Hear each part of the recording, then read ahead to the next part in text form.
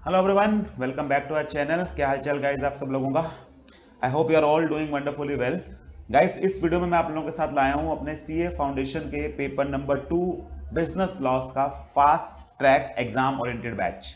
तो हमारी पहला लेक्चर है फास्ट ट्रैक बैच का।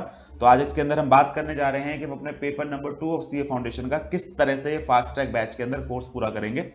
First of all let me make it very clear कि इस बैच के अंदर ये कहीं से एक रिवीजन बैच नहीं है। मैं इसमें 8-10 घंटे में, 12 घंटे में, 15 घंटे में आपका लॉ का कोर्स नहीं पूरा कराने वाला हूँ। इस बैच के अंदर हम ऑलमोस्ट 50 घंटे का, 40 से 50 घंटे का कंटेंट कवर करेंगे। तो अराउंड मेरे पास 23 से 25 लेक्चर्स होंगे, 2-2 घंटे के हमारे लेक्चर्स होंगे, जिसमें अपन पूरा का पूरा जो बिजनेस लॉस का पेपर नंबर 2 का सिलेबस है उसे एग्जाम ओरिएंटेड मैनर के अंदर कवर करेंगे। तो मेनली ये बैच किस किस के लिए काम के लिए है। एक ऐसा स्टूडेंट जिसने फुल सिलेबस का एक बार क्लासेस ले ली हैं, वो रिवाइज करना चाहता है, उसको कुछ टॉपिक्स अच्छे से क्लियर नहीं है, वो इस वीडियो का इस्तेमाल कर सकता है। आपने किसी अटेम्प्ट में अपीयर किया है, आपको लगता है आपकी तैयारी ठीक नहीं हुई, आप में कमी थी, मार्क्स नहीं पूरे आ पाए, कुछ टॉपिक्स में कंफ्यूजन है, कंसेप्ट क्लियर नहीं है, this is batch is perfectly meant for you, आपके लिए है। या आप वो स्टूडेंट हैं जो सेल्फ स्टडी कर रहे हैं लेकिन कुछ टॉपिक्स आपको क्लियर नहीं है, तो आप चाहते हैं कि कोई अच्छे से उस टॉपिक को समझा दे। तो मैं उस पॉइंट ऑफ व्यू से ये बैच बना रहा हूं। ये हमारा अभ्यास सीरीज नाम से बैच है जो हमारे यूट्यूब चैनल पे आप देख रहे हैं। इसके अंदर पूरा का पूरा कोर्स मैं आपके साथ एग्जाम ओरिएंटेड तरीके से कवर कराऊंगा। कहीं से भी एग्जाम ओरिएंटेड का मतलब नहीं है कि मैं कट शॉर्ट करूंगा।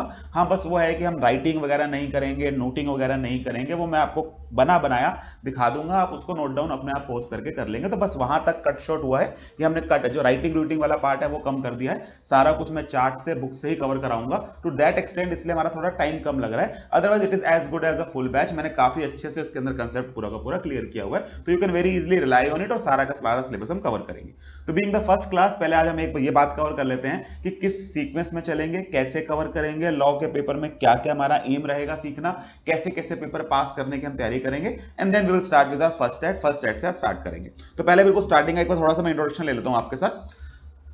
अगर हम पेपर नंबर 2 बिजनेस लॉस की बात करें, जैसे आप सब जानते होंगे बेटा, जो हमारा नया सिलेबस है इसको आया हुआ लगभग 1.5-2 साल होने को आ गया है। तो उसके अंदर टोटल हमारे पास 7 टॉपिक्स हैं जो हमने कवर करने हैं। एक हमारे पास इंडियन रेगुलेटरी फ्रेमवर्क नाम से बिल्कुल बेसिक इंट्रोडक्शन है, जहां लॉ मेकिंग का प्रोसेस बताया गया है, कितने टाइप्स के लॉज हैं, सोर्सेज ऑफ लॉ हैं, इस तरह का टॉपिक है। पेपर के पॉइंट ऑफ व्यू से बहुत इंपॉर्टेंट नहीं है, लेकिन हाँ थोड़ा सा बेस बनाने के लिए काम करना होता है। मेनली जो आप ये कह सकते हैं कि टोटल एक्ट्स हैं हमें जो पढ़ाए जाते हैं, तो टोटल हमारे पास इसके अंदर 6 एक्ट्स हैं जो हमने कवर करने होते हैं। इन 6 एक्ट्स की बात करें तो हमारे पास इंडियन कॉन्ट्रैक्ट एक्ट है। इसके अंदर हम बात करें तो हमारे पास इंडियन पार्टनरशिप एक्ट है।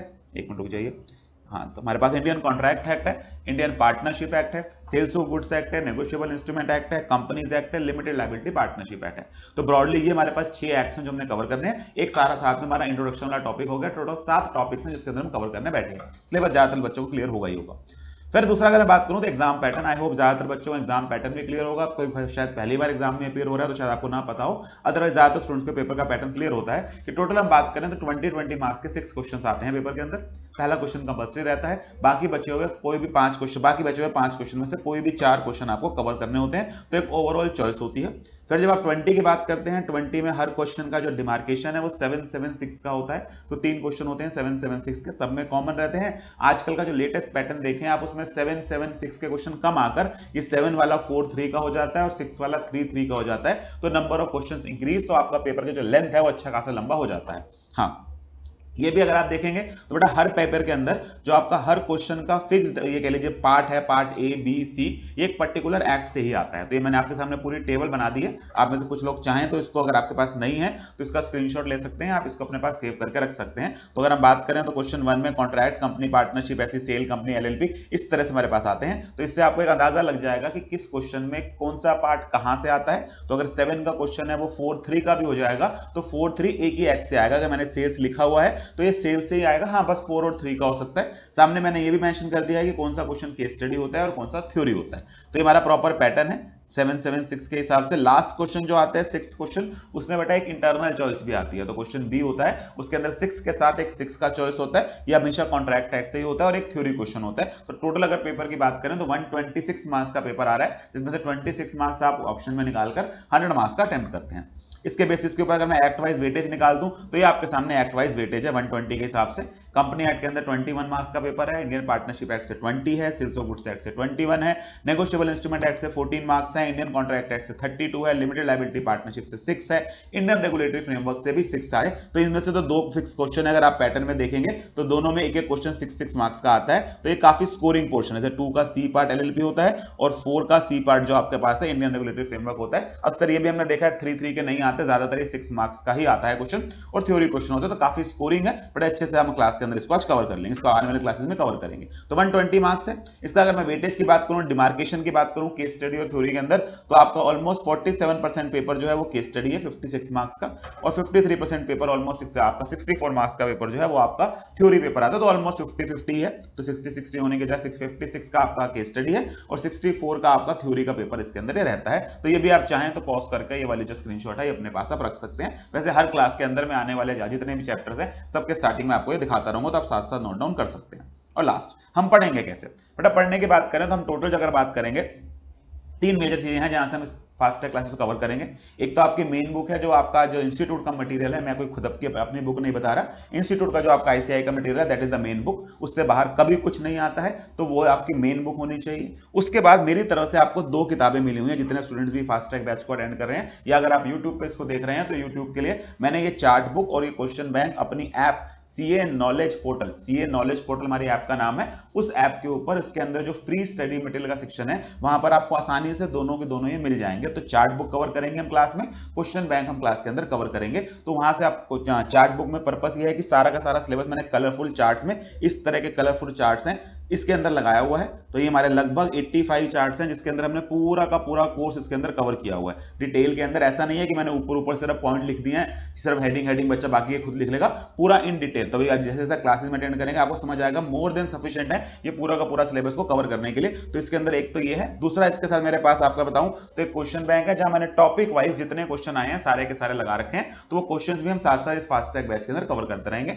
तो आपका लगभग आने वाले 25 दिनों के अंदर पूरा का पूरा कोर्स में आपका रिवाइज करा दूंगा। ये अमेंडमेंट्स वाला पार्ट है, फाउंडेशन में कोई ज्यादा रेलेवेंट नहीं होता है क्योंकि ज्यादातर आपके एक्ट ऐसे हैं जो चेंज नहीं होंगे। बाकी अटेम्प्ट के हिसाब से अगर आप देखें तो जनवरी अटेम्प्ट की आप तैयारी कर रहे हैं तो 30 जून तक की अमेंडमेंट आती है, मई तक की तैयारी कर रहे हैं तो 31 अक्टूबर तक की अमेंडमेंट आती है, सितंबर अटेम्प्ट की तैयारी कर रहे हैं तो 28 फरवरी तक आती है। तो लगभग 6 महीने पहले तक का अमेंडमेंट आपका कोर्स में आता है, उसके बाद का नहीं आता। बाकी ये जनरली फाउंडेशन में इतना खास रेलेवेंट नहीं होता है क्योंकि आप समझें हमारा थोड़ा सा ही सिलेबस है जहां पे कुछ अमेंडमेंट आ सकती है। एलएलपी और कंपनी एक्ट बिल्कुल ना के बराबर पढ़ाते हैं, एलएलपी बिल्कुल लिमिटेड सा पढ़ाते हैं। तो अक्सर इन वाले सेक्शंस के अंदर, इंट्रोडक्शन सेक्शंस में कोई अमेंडमेंट्स नहीं आती हैं, तो फाउंडेशन में इतना अमेंडमेंट्स की टेंशन आपको नहीं लेनी पड़ती। ठीक है जी, ये तो हो गया आपका सिलेबस का इंट्रो। फिर एक लास्ट बात, इससे पहले मैं आपका साथ कोर्स शुरू करूं तो हम लोग पढ़ेंगे कैसे।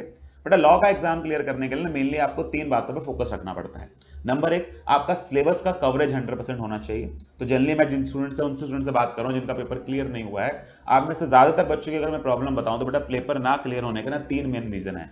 नंबर 1, आपने पूरा पेपर अटेम्प्ट नहीं किया, आप 70 का 80 का अटेम्प्ट करके आए या अपनी तरफ से 100 करके आए लेकिन लास्ट में 20 नंबर का वही आपको आता नहीं था, आपने बिना मतलब का लिख दिया। तो अटेम्प्टिंग ना कर पाना एक सबसे बड़ी प्रॉब्लम है लॉ के पेपर में, और अटेम्प्टिंग ना कर पाने के पीछे 2 मेजर रीजन है। एक, हमें सिलेबस पूरा नहीं आता होता बिकॉज सिलेबस काफी बड़ा है। दूसरा, हमारी राइटिंग स्पीड ठीक नहीं है, हमें आता भी होता है लेकिन हम 3 घंटे में पूरा नहीं कर पाते। जितना मैंने अपने एक्सपीरियंस से बच्चों को फेल होते हुए देखा है उसका मेन कारण यही है लॉ के अंदर। एक, स्पीड नहीं है, दूसरा कंटेंट नहीं है। दोनों पे काम करने की जरूरत है। आप टॉपिक याद किए जा रहे हैं, फलाना एक्ट कर लिया, ये कर लिया, पेपर में पूरा नहीं हो रहा, यूजलेस। आपको लिखने की स्पीड तो जबरदस्त है लेकिन सिलेबस ही नहीं आता है तो भी प्रॉब्लम है। तो आपने सिलेबस नहीं छोड़ना, 100% सिलेबस करना है और पेपर में ये प्रैक्टिस करके जाना है कि 100% हम लिख पाए, 100 का अटेम्प्ट कर पाए, 95 का अटेम्प्ट कर पाए, इससे कम नहीं। तो उसके लिए 2 बातें चाहिए कि सिलेबस भी आता हो, स्पीड भी हो। तो सिलेबस वाला पार्ट भी हम साथ साथ कवर करेंगे, स्पीड वाले पार्ट पे भी काम करना है। स्पीड वाले पार्ट पे काम करने के लिए बेटा आपको 2 बातों पे फोकस करना है। जो आप ये सीरीज कवर कर रहे हैं, सीरीज के अंदर ना हम टेस्ट सीरीज भी लेते हैं। तो जनरली आप इसी चैनल से जुड़े रहेंगे या हमारी ऐप से जुड़े रहेंगे या हमारे टेलीग्राम चैनल से जुड़े होंगे तो सीए फाउंडेशन नॉलेज पोर्टल करके हमारा टेलीग्राम चैनल है, वहां हर अटेम्प्ट से पहले हम एक फ्री टेस्ट सीरीज लेते हैं द पर्पस बीइंग, एक तो आपका सिलेबस पूरा कवर हो जाए, तो वो टॉपिक वाइज टेस्ट होते हैं, फिर एक फुल कोर्स टेस्ट होता है। दूसरा आपकी राइटिंग स्पीड बने, एग्जाम एनवायरनमेंट में आप 1.5 घंटे में, 2 घंटे में, 3 घंटे में लिख पाए पूरे के पूरे टेस्ट को, ये बहुत जरूरी होता है। अब इसके लिए प्रैक्टिस कैसे की जाए? तो बेटा इसके लिए प्रैक्टिस करने का सिंपल सा तरीका है कि हमारे पास पेपर के अंदर 180 मिनट्स हैं, जिसमें से मैं मान के चलता हूँ 5-7 मिनट वो पेपर में लाइन डालने में, साइन करने में, वॉशरूम वगैरह, सीट वगैरह ढूंढने में, या कुछ शीट वीट मांगने में, एक्स्ट्रा शीट मांगने में वेस्ट हो जाता है। तो मोटा मोटा हमारे पास 170 मिनट होते हैं 100 मार्क्स का पेपर अटेम्प्ट करने के लिए। सीधी सीधी मैथमेटिक्स से बेटा एक नंबर के पेपर को अटेम्प्ट करने के लिए 1.7 मिनट्स होते हैं। तो ये सोचकर आपने प्रैक्टिस शुरू करनी है। आप मेरा क्वेश्चन बैंक उठाएं, कोई प्रीवियस क्वेश्चन पेपर उठा लें जहां पे क्वेश्चन आपको अच्छे से आता है। मैं तो यहां तक कहता हूं उसका क्वेश्चन का आंसर उसी समय याद कर लें, कि आपको याद करने की प्रॉब्लम नहीं, आता है टॉपिक। अब आप ये देखेंगे अगर वो 6 नंबर का क्वेश्चन है, इसको इंटू 1.7 कर लें, 6 इंटू 1.7 मतलब 10.2 मिनट, मोटा मोटा 10 मिनट। 10 मिनट का स्टॉप वॉच चलाएं और उस आंसर को लिख कर देखें। अगर वो 10 मिनट में पूरा नहीं हो रहा, 11 मिनट में हो रहा है, 12 में हो रहा है, 15 में हो रहा है, तो वहीं से एक बार जान लीजिए।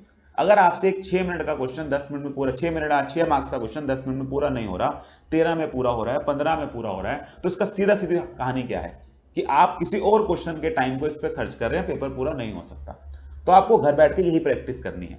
दो तरह से प्रैक्टिस करनी है, एक घर पे लिखने की प्रैक्टिस करनी है। एक आदत बना लीजिए कि जब तक एटलीस्ट मेरी ये क्लासेस देख रहे हैं 1 महीना, रोज कम से कम आधा घंटा लिखिए। 1 घंटा लिख सकते हैं, बहुत अच्छी बात है। कोई भी क्वेश्चन जो आपको आता है, कोई टॉपिक जो आपको आता है, उसके लिए टाइम बाउंड सामने घड़ी से लगा के रखिए और लिखिए। दोनों काम, बट अब 10 मिनट लिखने से भी काम नहीं बनेगा, क्योंकि मैंने ज्यादातर बच्चों को देखा है वो घंटे बाद लिखते हैं, उनके हाथों में दर्द होने लग जाता है, ये भी नहीं चलेगा। तो आपको आदत डालनी है 3 घंटा लिखने की। और दूसरा आपने मेरे साथ एक काम करना है कि पूरा सिलेबस कवर करना है। और तीसरा प्रकार, एक सिलेबस पूरा ना होना, दूसरा पेपर पूरा ना होना, तीसरा आंसर लिखना ना आना। उस प्रॉब्लम पे भी काम करेंगे। तो मैं आपके पास पहले एक एक्ट पूरा कराऊंगा, कंपनी एक्ट से हम स्टार्ट करेंगे। उसके बाद हम how to write clause answers की बात करेंगे, जहां मैं 4 से 5 आंसर आपको लिखवाऊंगा। उसके बाद फिर हम अपने जो आपकी टेस्ट सीरीज वगैरह है, आप उस टेस्ट में अपियर हो सकते हैं। तो आपको धीरे धीरे आदत समझ आ जाएगी किस तरह से आंसर लिखना होता है। आंसर लिखना बेटा बहुत बड़ा स्किल है। जब तक आप लॉ में आंसर लिखना नहीं सीखेंगे ना, you will not fetch marks. आपको ऐसा लगता होगा मैं सही लिख के आया हूं, लेकिन प्रैक्टिकल एग्जामिनर क्या नहीं दे रहा है, मार्क्स नहीं दे रहा है। तो इट इज इंपॉर्टेंट कि आप आंसर लिखना सीखें। तो 3 हमारे फोकस एरिया रहेंगे। पहली क्लास में तो मैं इस पर आपसे बात कर ली। तो हमने कहा जी सिलेबस पूरा कवर करना है, 3 घंटे में पेपर पूरा करना है, आंसर सही ढंग से लिखना सीखना है। तो 3 ऑब्जेक्टिव्स के साथ हम इस बैच को शुरू करने जा रहे हैं। तो हम अपना स्टार्ट करने वाले हैं फास्ट ट्रैक बैच के साथ, जहां हम लोग सबसे पहले स्टार्ट कर रहे हैं कंपनी एक्ट के साथ। तो आइए स्टार्ट करते हैं विद कंपनीज एक्ट 2013। फिर हमारा सीक्वेंस कुछ ऐसा रहेगा कि कंपनी के बाद हम एलएलपी की तरफ बढ़ेंगे, एलएलपी के बाद मोस्ट प्रॉब्ली मैं पार्टनरशिप कराऊंगा आपके साथ, फिर हम सेल्स करेंगे, फिर उसके बाद हम कॉन्ट्रैक्ट ऐड करेंगे, और लास्ट में मैं आपके साथ नेगोशिएबल इंस्ट्रूमेंट एक्ट डिटेल में कवर करूंगा। ठीक है जी, चलिए आइए स्टार्ट करते हैं अपने पहले लेक्चर के साथ, जहां हम बात करने जा रहे हैं कंपनी एक्ट 2013 की।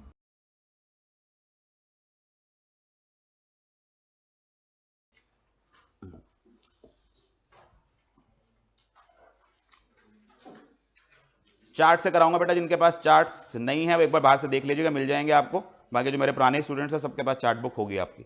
चार्ट बुक पुरानी भी चल जाएगी आपके पास, कोई खास चेंज नहीं है पिछले अटेम्प्ट से लेकर यहां तक। इनफैक्ट कुछ भी चेंज नहीं है, same to same chart book है बिल्कुल। आइए starting with companies act 2013। Total अगर बात करें बेटा कंपनी एक्ट 2013 के अंदर, कंपनी एक्ट के अंदर जब हमारे पास टोटल 470 सेक्शंस हैं। ये 470 सेक्शंस को इन्होंने 29 चैप्टर्स में डिवाइड किया हुआ है, और साथ में पीछे 7 शेड्यूल्स लगे हुए हैं। ये इसका एक तरह से स्ट्रक्चर है एक्ट का। It's quite a big act. Total 470 sections होते हैं इसके अंदर। इन सेक्शंस को ये कह लीजिए समराइज करने के लिए, इनको पर्टिकुलर कैटेगराइज करने के लिए चैप्टर बना दिए गए हैं। तो 29 चैप्टर्स हैं एक्ट के अंदर, उनके अंदर ये 470 सेक्शन है। जैसे चैप्टर 1 की बात करें, प्रिलिमिनरी है, सेक्शन 1 और 2 उसमें फॉल करता है। चैप्टर 2 की बात करें, इनकॉर्पोरेशन नाम का चैप्टर है, 3 से 22 तक उसमें काम करता है। बाकी हमने उस डिटेल में नहीं जाना कि हमें 29 चैप्टर्स के नाम पता हो। हाँ, हमें बेसिक आइडिया है कि सर 470 सेक्शन है, 29 चैप्टर्स हैं, और पीछे 7 शेड्यूल्स लगे हुए हैं। अब अगर मैं आपके फाउंडेशन के सिलेबस की बात करूं बेटा, इसमें से बड़ा लिमिटेड सा सिलेबस आपके पेपर के अंदर आने वाला है। हमें 10 सेक्शंस कवर करने हैं, इसके एक शेड्यूल कवर करना है, दैट्स इट। तो 470 में से हम सिर्फ 10 सेक्शन और एक शेड्यूल कवर करने वाले हैं, और उसी में से आपका इंस्टीट्यूट आपसे 21 नंबर का पूछने वाला है। तो ये बहुत बहुत स्कोरिंग पार्ट है। अच्छा, दूसरी बात और करना है बेटा, पेपर के अंदर जब आप तैयारी करने बैठते हैं ना, मेक श्योर जो ज्यादा स्कोरिंग वाले पोर्शन है ना, वो पहले करें, उससे आपको कॉन्फिडेंस आता है। तो अक्सर मैं बच्चों को जो सीक्वेंस बताता हूं, मैं बताता हूं कि कंपनी एक्ट से शुरुआत करो, कंपनी एक्ट के बाद पार्टनरशिप करो, सेल्स ऑफ गुड्स ऐड करो, नेगोशिएबल कर लो, IRF कर लो, LLP कर लो, ये आपको लगेगा बेटा ये सारा का सारा रिवाइज करने का जो टाइम है ना, इसमें 10 दिन लगते हैं टोटल। उधर से कॉन्ट्रैक्ट एक्ट इसको अकेला उठा लो 20 दिन ले जाता है वो, और सारा करने के बाद भी पेपर में जब क्वेश्चन आता है ना, आता तब भी नहीं होता हमें, तब भी हम भूल जाते हैं। तो दिक्कत क्या है, हम इतनी मेहनत किए जा रहे हैं उसके ऊपर, जबकि मैंने ऐसे बच्चे देखे हैं जिनको मैं कह के भेजा भाई कॉन्ट्रैक्टेड पूरा करके जाना, कॉन्ट्रैक्टेड पूरा करके जाना, वो आधा छोड़ गए, तब भी बेटा 65 नंबर है उसके। अब इसका मतलब ये नहीं कह रहा कि आप भी छोड़ जाइए, पॉइंट ये है कि अगर आप प्रैक्टिकली प्लान आउट करें तो देयर इज पॉसिबिलिटी कि अगर आप बाकी चैप्टर अच्छे से करते हैं, पास होने में आफत नहीं आती है। The contract act is a very big act, खासकर जब से इन्होंने स्पेशल एक्ट उसमें डाले हैं तो थोड़ी सी प्रॉब्लम आती है, इसलिए मैं पहले शुरू आपसे कंपनी एक्ट के साथ कर रहा हूं। तो कंपनी एक्ट के अंदर हमारे पास टोटल 470 सेक्शंस हैं, 29 चैप्टर्स में बटा हुआ है, और साथ में 7 शेड्यूल इसके अंदर लगे हुए हैं। अच्छा, इससे पहले मैं इसको शुरू करूं, बेटा इस चैप्टर को हम टोटल 5 टॉपिक्स में डिवाइड कर लेंगे। तो कंपनी एक्ट का मैं आपको एक फ्लो चार्ट बनवा देता हूं, अगर आपने नहीं बनाया हुआ है पुराना तो बनवा लीजिएगा। कंपनीज एक्ट बेटा टोटल जो है कंपनीज एक्ट 2013, हम इनको 3 चैप्टर्स में डिवाइड करेंगे फाउंडेशन के पॉइंट ऑफ व्यू से, तो ना 5 चैप्टर्स के अंदर डिवाइड करेंगे। पहला मैं इसके अंदर आपके साथ कवर कराऊंगा introduction of companies act, introduction of companies act. Then introduction के बाद बेटा दूसरा इसमें काम कवर करना है हमने टाइप्स ऑफ कंपनीज, जिसमें आप मान के चलें कि आपके कंपनी एक्ट का मेजर पोर्शन इसी चैप्टर में कवर हो जाता है, टाइप्स ऑफ कंपनीज। तीसरा इसके अंदर हमने चैप्टर कवर करना है इनकॉर्पोरेशन ऑफ कंपनी, कंपनी बनती कैसे है, इनकॉर्पोरेशन ऑफ कंपनी। चौथा इसके अंदर हमने कवर करना है MOA and AOA, memorandum of association and articles of association. और लास्ट इसके अंदर एक छोटा सा चैप्टर है शेयर एंड शेयर कैपिटल। ये पूरा सिलेबस है। तो बेटा जब तक सिलेबस को आप इस तरह समराइज नहीं करेंगे ना, जल्दी सिलेबस आपसे संभलेगा नहीं। तो आपके पास जैसे इंडियन कंपनी एक्ट आता है ना, आपके सामने पहले ये ग्राफ आना चाहिए कि हाँ टोटल 5 एरियाज हैं जो हमने कवर करने हैं। इंट्रोडक्शन वाला पार्ट कवर करना है, टाइप्स ऑफ कंपनीज एक चैप्टर कवर करना है, इनकॉर्पोरेशन ऑफ कंपनी का एक पूरा चैप्टर है, MOA एंड AOA का एक कंसेप्ट है, और हमारे पास लास्ट में से शेयर एंड शेयर कैपिटल का टोटल कंसेप्ट है जो इसके अंदर हमने कवर करना है। आइए क्या करके बात शुरू करते हैं, स्टार्टिंग विद इंट्रोडक्शन का पार्ट। इंट्रोडक्शन में क्या कुछ कवर करना है सर? इंट्रोडक्शन में हमने कंपनी का मीनिंग कवर करना है, कंपनी के फीचर्स कवर करने हैं, कंपनी के साथ एक कंसेप्ट कवर करना है जिसको हम बोलते हैं lifting of corporate wheel. 3 topic हैं टोटल इसके अंदर, एक आपको मीनिंग कवर करना है, दूसरा आपको फीचर्स कवर करना है, तीसरा आपको लिफ्टिंग ऑफ कॉर्पोरेट व्हील का टॉपिक कवर करना है। आइए स्टार्ट करते हैं, जैसे जैसे आगे कवर करते जाएंगे इस चार्ट को फर्दर बनाते चले जाएंगे। तो पहले हमने आज 3 टॉपिक हम जो निपटा रहे हैं, meaning, features and lifting of corporate wheel. आधा घंटा लगेगा सारा का सारा टॉपिक पहले कंप्लीट करते हैं। Starting with company act. सबसे पहले बेटा सेक्शन 1 में मैंने आपको बताया हुआ किसी भी एक्ट के अंदर बेटा सेक्शन 1 3 काम करता है। वो उसका शॉर्ट टाइटल बताता है यानी कि नाम बताता है, उसका date of coming into force बताता है, उसकी कमेंसमेंट बताता है, और उसका एक्सटेंट बताता है। तो शॉर्ट टाइटल, एक्सटेंट और कमेंसमेंट बताता है। जनरली पेपर में नहीं पूछा जाता कभी भी सेक्शन 1, बट हाँ हर एक्ट के अंदर सेक्शन 1 मिलेगा जरूर। तो अगर हम शॉर्ट टाइटल की बात करें, the act shall be known as company act 2013, नाम हो गया। एक्सटेंट की बात करें, it shall extend to whole of India, पूरे इंडिया में अप्लाई करता है।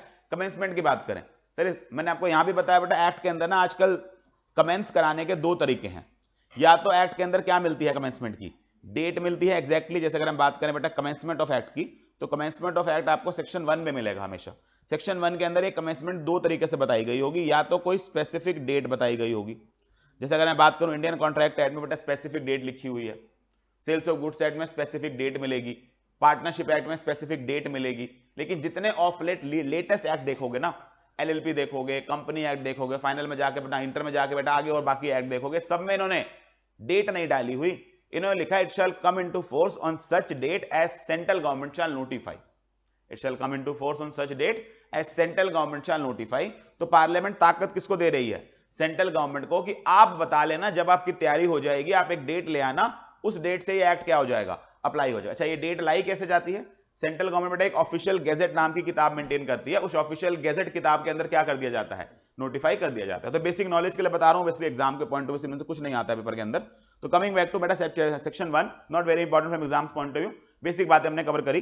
This act repeals and replaces the companies act 1956। I think इतना आइडिया सबको है बेटा, इंडिया के अंदर एक पुराना कंपनी एक्ट हुआ करता था 1956 का, उसे रिपील किया गया यानी कैंसिल किया गया, और उसे क्या किया गया है, रिप्लेस किया गया है। तो ऐसा नहीं है 2013 एक्ट ने आके कोई नया क्रांतिकारी काम किया, इससे पहले भारत में कंपनियां नहीं हुआ करती थी। हुआ करती थी, किससे गवर्न होती थी? 1956 एक्ट से गवर्न हुआ करती थी। It received the assent of president on 29 अगस्त 2013, 29 अगस्त को उसका प्रेसिडेंट का असेंट मिला। सेक्शन 1 जो है बेटा अगले दिन नोटिफाई कर दिया गया और बाकी सेक्शंस को फेज बाय फेज मैनर में धीरे धीरे करके नोटिफाई कर दिया गया। ये इतिहास की बातें हैं। आज की डेट में हमारा पूरा का पूरा कंपनी एक्ट नोटिफाइड है, हमने कंपनी एक्ट 2013 कवर करना है। टोटल 470 सेक्शन है, डिवाइडेड इनटू 29 चैप्टर्स और साथ में हमारे पास 7 शेड्यूल्स लगे हैं। Introduction part nothing very important. ये मैंने बेटा सेक्शन 1 आपके लिए पूरा लिख दिया। Short title, extent, commencement and application, 4 बातें कवर करता है।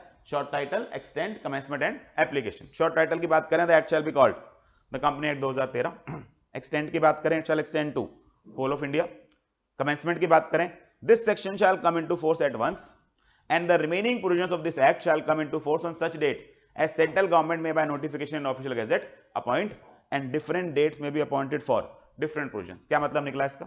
सर सेंट्रल गवर्नमेंट नोटिफाई करके बता सकती है और इस सेक्शन को एट वंस लाया जाएगा। इस सेक्शन को एट वंस लाया जाएगा मतलब पूरा का पूरा सेक्शन 1 एक साथ नोटिफाई होगा, क्योंकि सेक्शन 1 में बेटा 4 सब सेक्शन थे। हाँ, बाकी सेक्शंस के लिए क्या लिखा है? रिमेनिंग सेक्शंस नहीं लिखा। Remaining provisions of this act shall come into force on such date as central government shall notify। मतलब क्या निकला कि सेंट्रल गवर्नमेंट के पास ये भी ताकत थी कि वो एक सेक्शन 5 को पूरा नोटिफाई ना कर उसके अंदर के 5 सब सेक्शन 2 को कर देती, 3 को नोटिफाई कर देती, अभी 4 को क्या ना करती? नोटिफाई ना करती, कर सकती थी। और ये काम इन्होंने कई जगह किया भी है। तो ये पावर कहां से आई कि इन्होंने वर्ड क्या लिखा है? This section shall come into force at once. ये सेक्शन पूरा का पूरा अभी इन फोर्स आएगा and the remaining provisions, section नहीं, रिमेनिंग प्रोविजंस यानी कि सब सेक्शन के अंदर क्लॉजेस अगर आप उनको भी अलग अलग नोटिफाई करना चाहते थे कर सकते थे। Shall come into force on such date as central government में notify in official gazette and different dates में be appointed for different provisions. और हर प्रोविजन के लिए अलग अलग डेट बताई जा सकती है। तो बेटा 3 ताकतें हमसे निकल के आई। एक तो सेंट्रल गवर्नमेंट के पास ताकत है कि वो आपके एक्ट को नोटिफाई करके इंडिया में अप्लाई कर सकती है। नंबर 2, जरूरी नहीं है पूरे एक्ट को एक साथ नोटिफाई किया जाए। इस सेक्शन को एक ही बार नोटिफाई करना था, यानी कि चारों सब सेक्शन इकट्ठे नोटिफाई करने थे। बाकी जो बचे हुए सब सेक्शन है, बाकी जो बचे हुए प्रोविजंस है, उनको फेज बाय फेज मैनर में नोटिफाई किया जा सकता है। तो एक्चुअल में इन्होंने वो वाला काम किया कि इसको फेज बाय फेज मैनर में ही क्या किया हुआ है? नोटिफाई किया हुआ है। देन लास्ट बात, ये एक्ट अप्लाई कहां कहां करता है? तो एक थोड़ा कॉमन सेंस की बात, the provisions of this act shall apply to companies incorporated under this act और एनी प्रीवियस कंपनी लॉ। तो इस कंपनी एक्ट में बनी हुई या प्रीवियस कंपनी लॉ में बनी हुई। 1956 बेटा, उससे पहले 1913 का एक्ट होता था, उससे पहले 1886 का एक्ट होता था। इन सब के अंदर जब भी जो कंपनियां भारत में बनी हैं उन सब के ऊपर कंपनी एक्ट अप्लाई करेगा। इसके अलावा बेटा कई सारी कंपनियां ऐसी हैं जो बनी तो कंपनी एक्ट में होती हैं, बट उनको गवर्न करने के लिए उनके कुछ अलग सेक्टर वाइज एक्ट होते हैं। इन कंपनियों को हम याद करते हैं बेटा बाय द नेम ऑफ बिक्स कंपनी। बिक्स कंपनी क्या होती है? बिक्स कंपनी होती है बेटा बी से बैंकिंग कंपनीज, आई से इंश्योरेंस कंपनीज, जी से वो कंपनीज जो जनरेशन और सप्लाई ऑफ इलेक्ट्रिसिटी करती हैं, एस से वो कंपनी जो स्पेशल एक्ट की बनी हुई है। इनको हम बोलते हैं बिग्स कंपनी। बिग्स कंपनी कौन सी होती है? Banking company, insurance company, generation and supply of electricity and special act में बनी हुई कंपनी। इन चारों में खासियत क्या है सर? इन चारों के पास क्योंकि इनका स्पेसिफिक एक्ट है। जैसे बैंकिंग कंपनी के पास बेटा बैंकिंग रेगुलेशन एक्ट है, इंश्योरेंस कंपनीज के पास insurance regulatory and development authority act है एंड इंश्योरेंस एक्ट है। 2 एक्ट उनको गवर्न करते होते हैं। ऐसी अगर आप बात करें generation and supply of electricity को, कंपनी का एक एक्ट इनके पास इलेक्ट्रिसिटी एक्ट। और स्पेशल एक्ट तो बेटा समझ ही आ रहा है कि भारत सरकार ने इतना इंपॉर्टेंट समझा कि उनके लिए क्या बना दिया?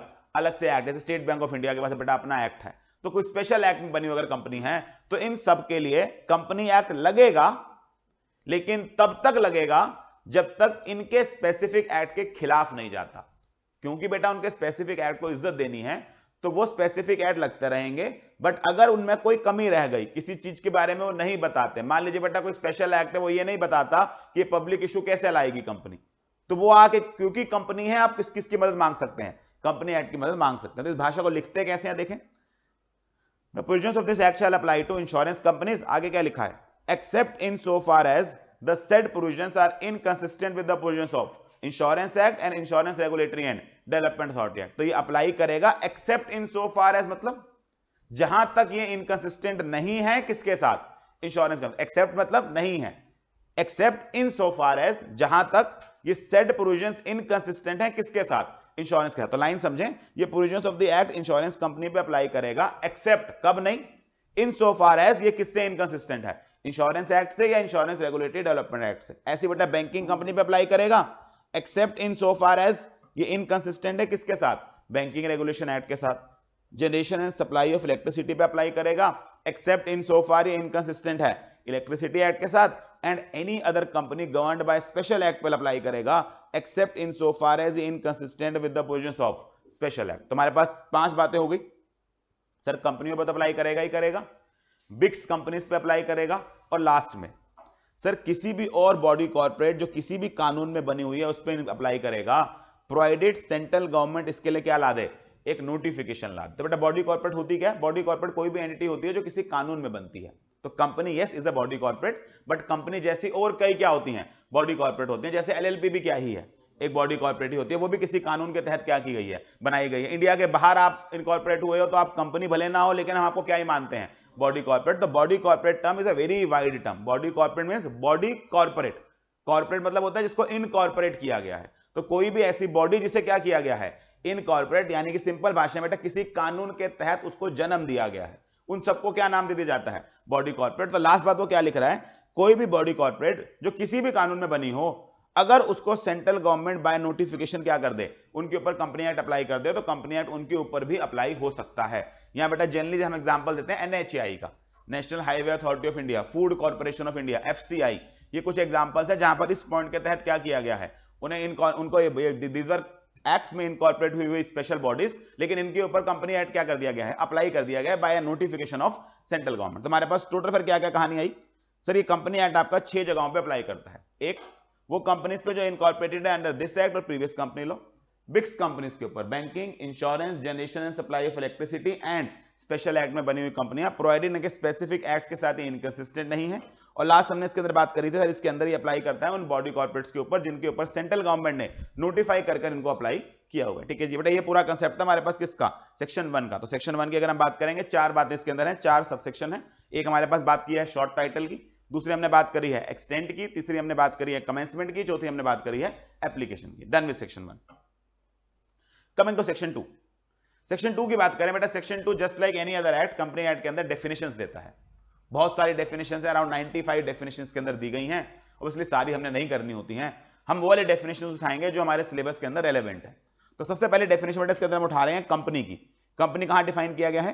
Company has been defined in 2 clause 20। तो 2 क्लॉज 20 डिफाइन करता है कंपनी क्या होती है। कंपनी क्या होती है, कहां डिफाइंड है? 2 क्लॉज 20 में क्या बोलते हैं जी? Company means a company incorporated under this act और any of the previous company laws. तो कंपनी इंडिया में हम किसको बुलाते हैं? वो जो इस कानून में बनी है, 2013 एक्ट में बनी है, या किसी प्रीवियस कंपनी लॉ में बनी है। अच्छा, प्रीवियस कंपनी लॉ कौन कौन से है भारत के अंदर? 1956 है बेटा, उससे पहले 1913 का था, 1886 का था, 1883 का था, 1866 का था। ये सब कानून क्या माने जाते हैं? They are all considered as previous company law. इसलिए अपने प्रीवियस कंपनी लॉ का ध्यान नहीं पढ़ना। मुद्दे की बात यह है कि इंडिया के कानून के तहत जो जिस समय पे कानून रहा है, उस कानून के तहत जो जो एंटिटीज बनाई, जो जो कंपनियां बनाई गई थी, क्या वो कंपनी एक्ट के लिए कंपनी मानी जाएगी? यस। तो इंडिया के अंदर बेटा मान लीजिए रिलायंस है, टीसीएस है, इन्फोसिस है, ये आपको समझ आ रहा है 2013 एक्ट में तो नहीं बनी है, कई तो इनमें से 1956 एक्ट में भी नहीं बनी है, उससे पहले से, आजादी से पहले से चलते आ रही है इंडिया के अंदर, क्या वो भी इंडिया के किसी एक्ट में ही बनी है? यस। जो उस समय एक्ट रहा, अगर वो उसके तहत बनी है तो इंडिया में अब 2013 एक्ट में से क्या माना जाएगा? It will be considered as a company. तो डेफिनेशन क्या कहती है? Company means a company incorporated under this act, 2013 act, और एनी प्रीवियस कंपनी लॉ। ठीक है जी, यहां तक बात समझ आ गई। अब सर फिर ये तो होगी कंपनी होती क्या है, कंपनी में क्या कुछ आता है, कि अगर आपने किसी को कंपनी बुलाना है या तो वो 2013 एक्ट में या प्रीवियस कंपनी लॉ में बनी होनी चाहिए। लेकिन इससे कंपनी के फीचर्स तो समझ नहीं आए ना। तो बेटा फीचर्स के लिए हम जाते हैं एक प्रोफेसर की दी हुई डेफिनेशन के ऊपर, प्रोफेसर हेनी की डेफिनेशन। ये काफी फेमस डेफिनेशन है, ज्यादातर यही डेफिनेशन फीचर्स के लिए पढ़ाई जाती है, क्योंकि एक्ट फीचर्स की डेफिनेशन देता नहीं है। तो डेफिनेशन में उन्होंने बताया कि उन्होंने कुछ नहीं किया बेटा, सारे फीचर जोड़ के इकट्ठे कर दिए। क्या बोला उन्होंने? अ company is an artificial person created by law having a separate identity, a perpetual succession and a common seal। बिल्कुल बेसिक सी डेफिनेशन है। Company is artificial person created by law having a separate identity, a perpetual succession and a common seal. इससे बेटा features निकलने शुरू हुए। एक एक करके फटाफट से फीचर्स कवर करते हैं। जनरली पेपर में उम्मीद कम है फीचर्स पूछेगा वो आपसे, बट स्टिल एक बार फीचर्स पता होने चाहिए। सबसे पहले सर कंपनी क्या होती है? Company is an incorporated association. Incorporated क्या होती है? जो बनवाई गई है कानून के तहत। एसोसिएशन में 2 से ज्यादा लोग मिलकर उसे चलाते हैं। तो कंपनी क्या है? एक इनकॉर्पोरेटेड एसोसिएशन है। इसको इनकॉर्पोरेटेड क्यों बोलते हैं? Because it is formed and registered bye complying with the formalities prescribed under the act. तो सिंपल भाषा में इनकॉर्पोरेटेड इसलिए है क्योंकि किसी कानून के तहत इसे रजिस्टर कर कर इनकॉर्पोरेट कर कर बनाया जाता है। नंबर 2, ये एक आर्टिफिशियल पर्सन है, क्योंकि इनकॉर्पोरेटेड है बेटा, लॉ की नजर में एक अलग पर्सन मानी जाती है। It is not a natural person, but ये फिक्टिशियस भी नहीं है। फिक्टिशियस पर्सन कौन होता है? एक ऐसा पर्सन बेटा जो एग्जिस्ट ही नहीं करता, जो आप और मैं मानते हैं एग्जिस्ट करते हैं। ये वैसा नहीं है, ये वो सेंटा क्लॉस और ये शक्तिमान नहीं है जिसको हम बोलते हैं। ये क्या है? ये फिक्टिशियस होते हैं। आप और मैं बचपन में शायद मानते थे ऐसा होता है, स्पाइडरमैन होता है, लेकिन वो होता नहीं था। इसका इतना बुरा हाल भी नहीं है, ये होता है, बट आप और मेरे जैसा शायद एक टेंजिबल एग्जिस्टेंस नहीं रखता, इसलिए इसको बोलते हैं ये कैसा पर्सन है। ये नेचुरल पर्सन नहीं है, ये फिक्टिशियस पर्सन भी नहीं है, ये कैसा पर्सन है? आर्टिफिशियल। अच्छा, इसके होने की प्रेजेंस कैसे फील होती है?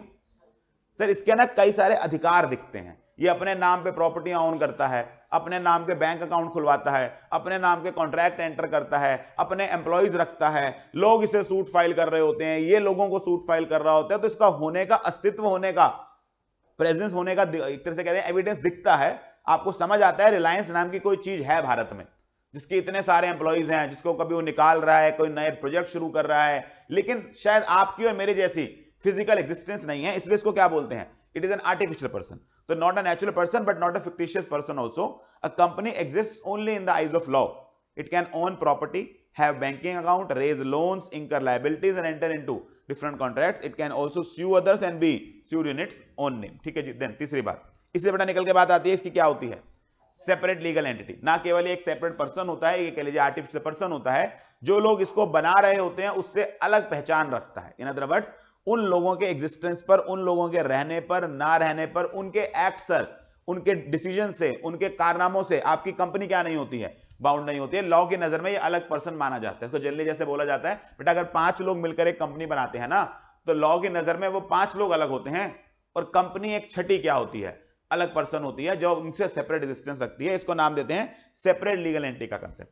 तो हमने क्या जी, company is a legal entity separate from its members, it is known by its own name and has its own rights and liabilities. इसके लिए 2 केस लॉ बेटा जो आपको याद रखने होते हैं, एक Solomon versus Solomon and company का, दूसरा ली वर्सेस लीज एयर फार्मिंग का। ली वर्सेस लीज एयर फार्मिंग का नाम भी याद हो चलेगा कि आपकी स्टडी मटेरियल में उन्होंने नाम हटा दिया है, वहां सिर्फ किसका नाम मिलेगा? सोलोमन वर्सेस सोलोमन का। सोलोमन वर्सेस सोलोमन का नाम जरूर याद रखना है, साथ में दूसरा नाम याद हो जाए तो दूसरा केस बेटा लैंडमार्क केसेस के अंदर ली वर्सेस लीज एयर फार्मिंग। फटाफट से एक बार थोड़े से फैक्ट्स बता देता हूं, बाकी फैक्ट्स इंपॉर्टेंट होते नहीं एग्जाम के पॉइंट ऑफ व्यू से। आपको फैक्ट्स सिर्फ इस हद तक याद रखने हैं कि आप पहचान जाओ, अगर पूछे कि हाँ इस क्वेश्चन के क्या है या इस पर्टिकुलर केस के क्या है फैक्ट्स हैं।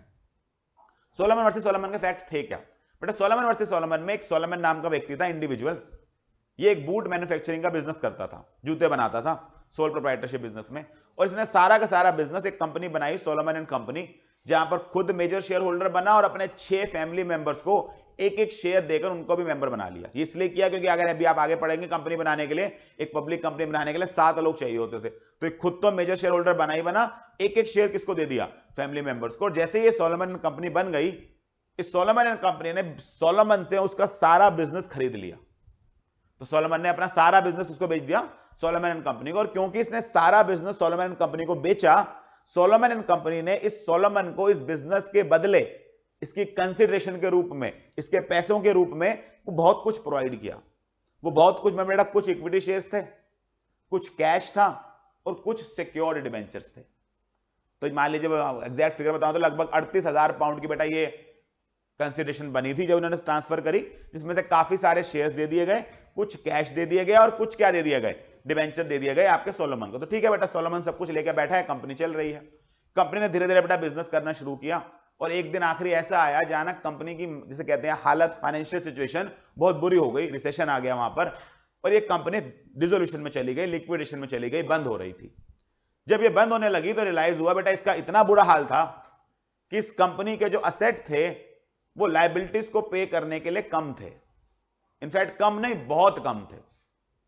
और जैसे ही पे करने का टाइम आया बेटा, क्रेडिटर्स को बुलाया गया, क्रेडिटर्स को पे करने की बात शुरू हुई कि हाँ कुछ तो मिलेगा, चलो कम से कम। जैसे बेचारे क्रेडिटर आए ये सोचकर कि कुछ तो मिलेगा, बेटा सोलोमन खुद ही लाइन में खड़ा हो गया, ये कहकर कि मैं कंपनी का सिक्योर्ड डिबेंचर होल्डर हूं। मैंने कहा तुम तो ओनर हो कंपनी के। उन्होंने कहा लेकिन मैं क्या हूं?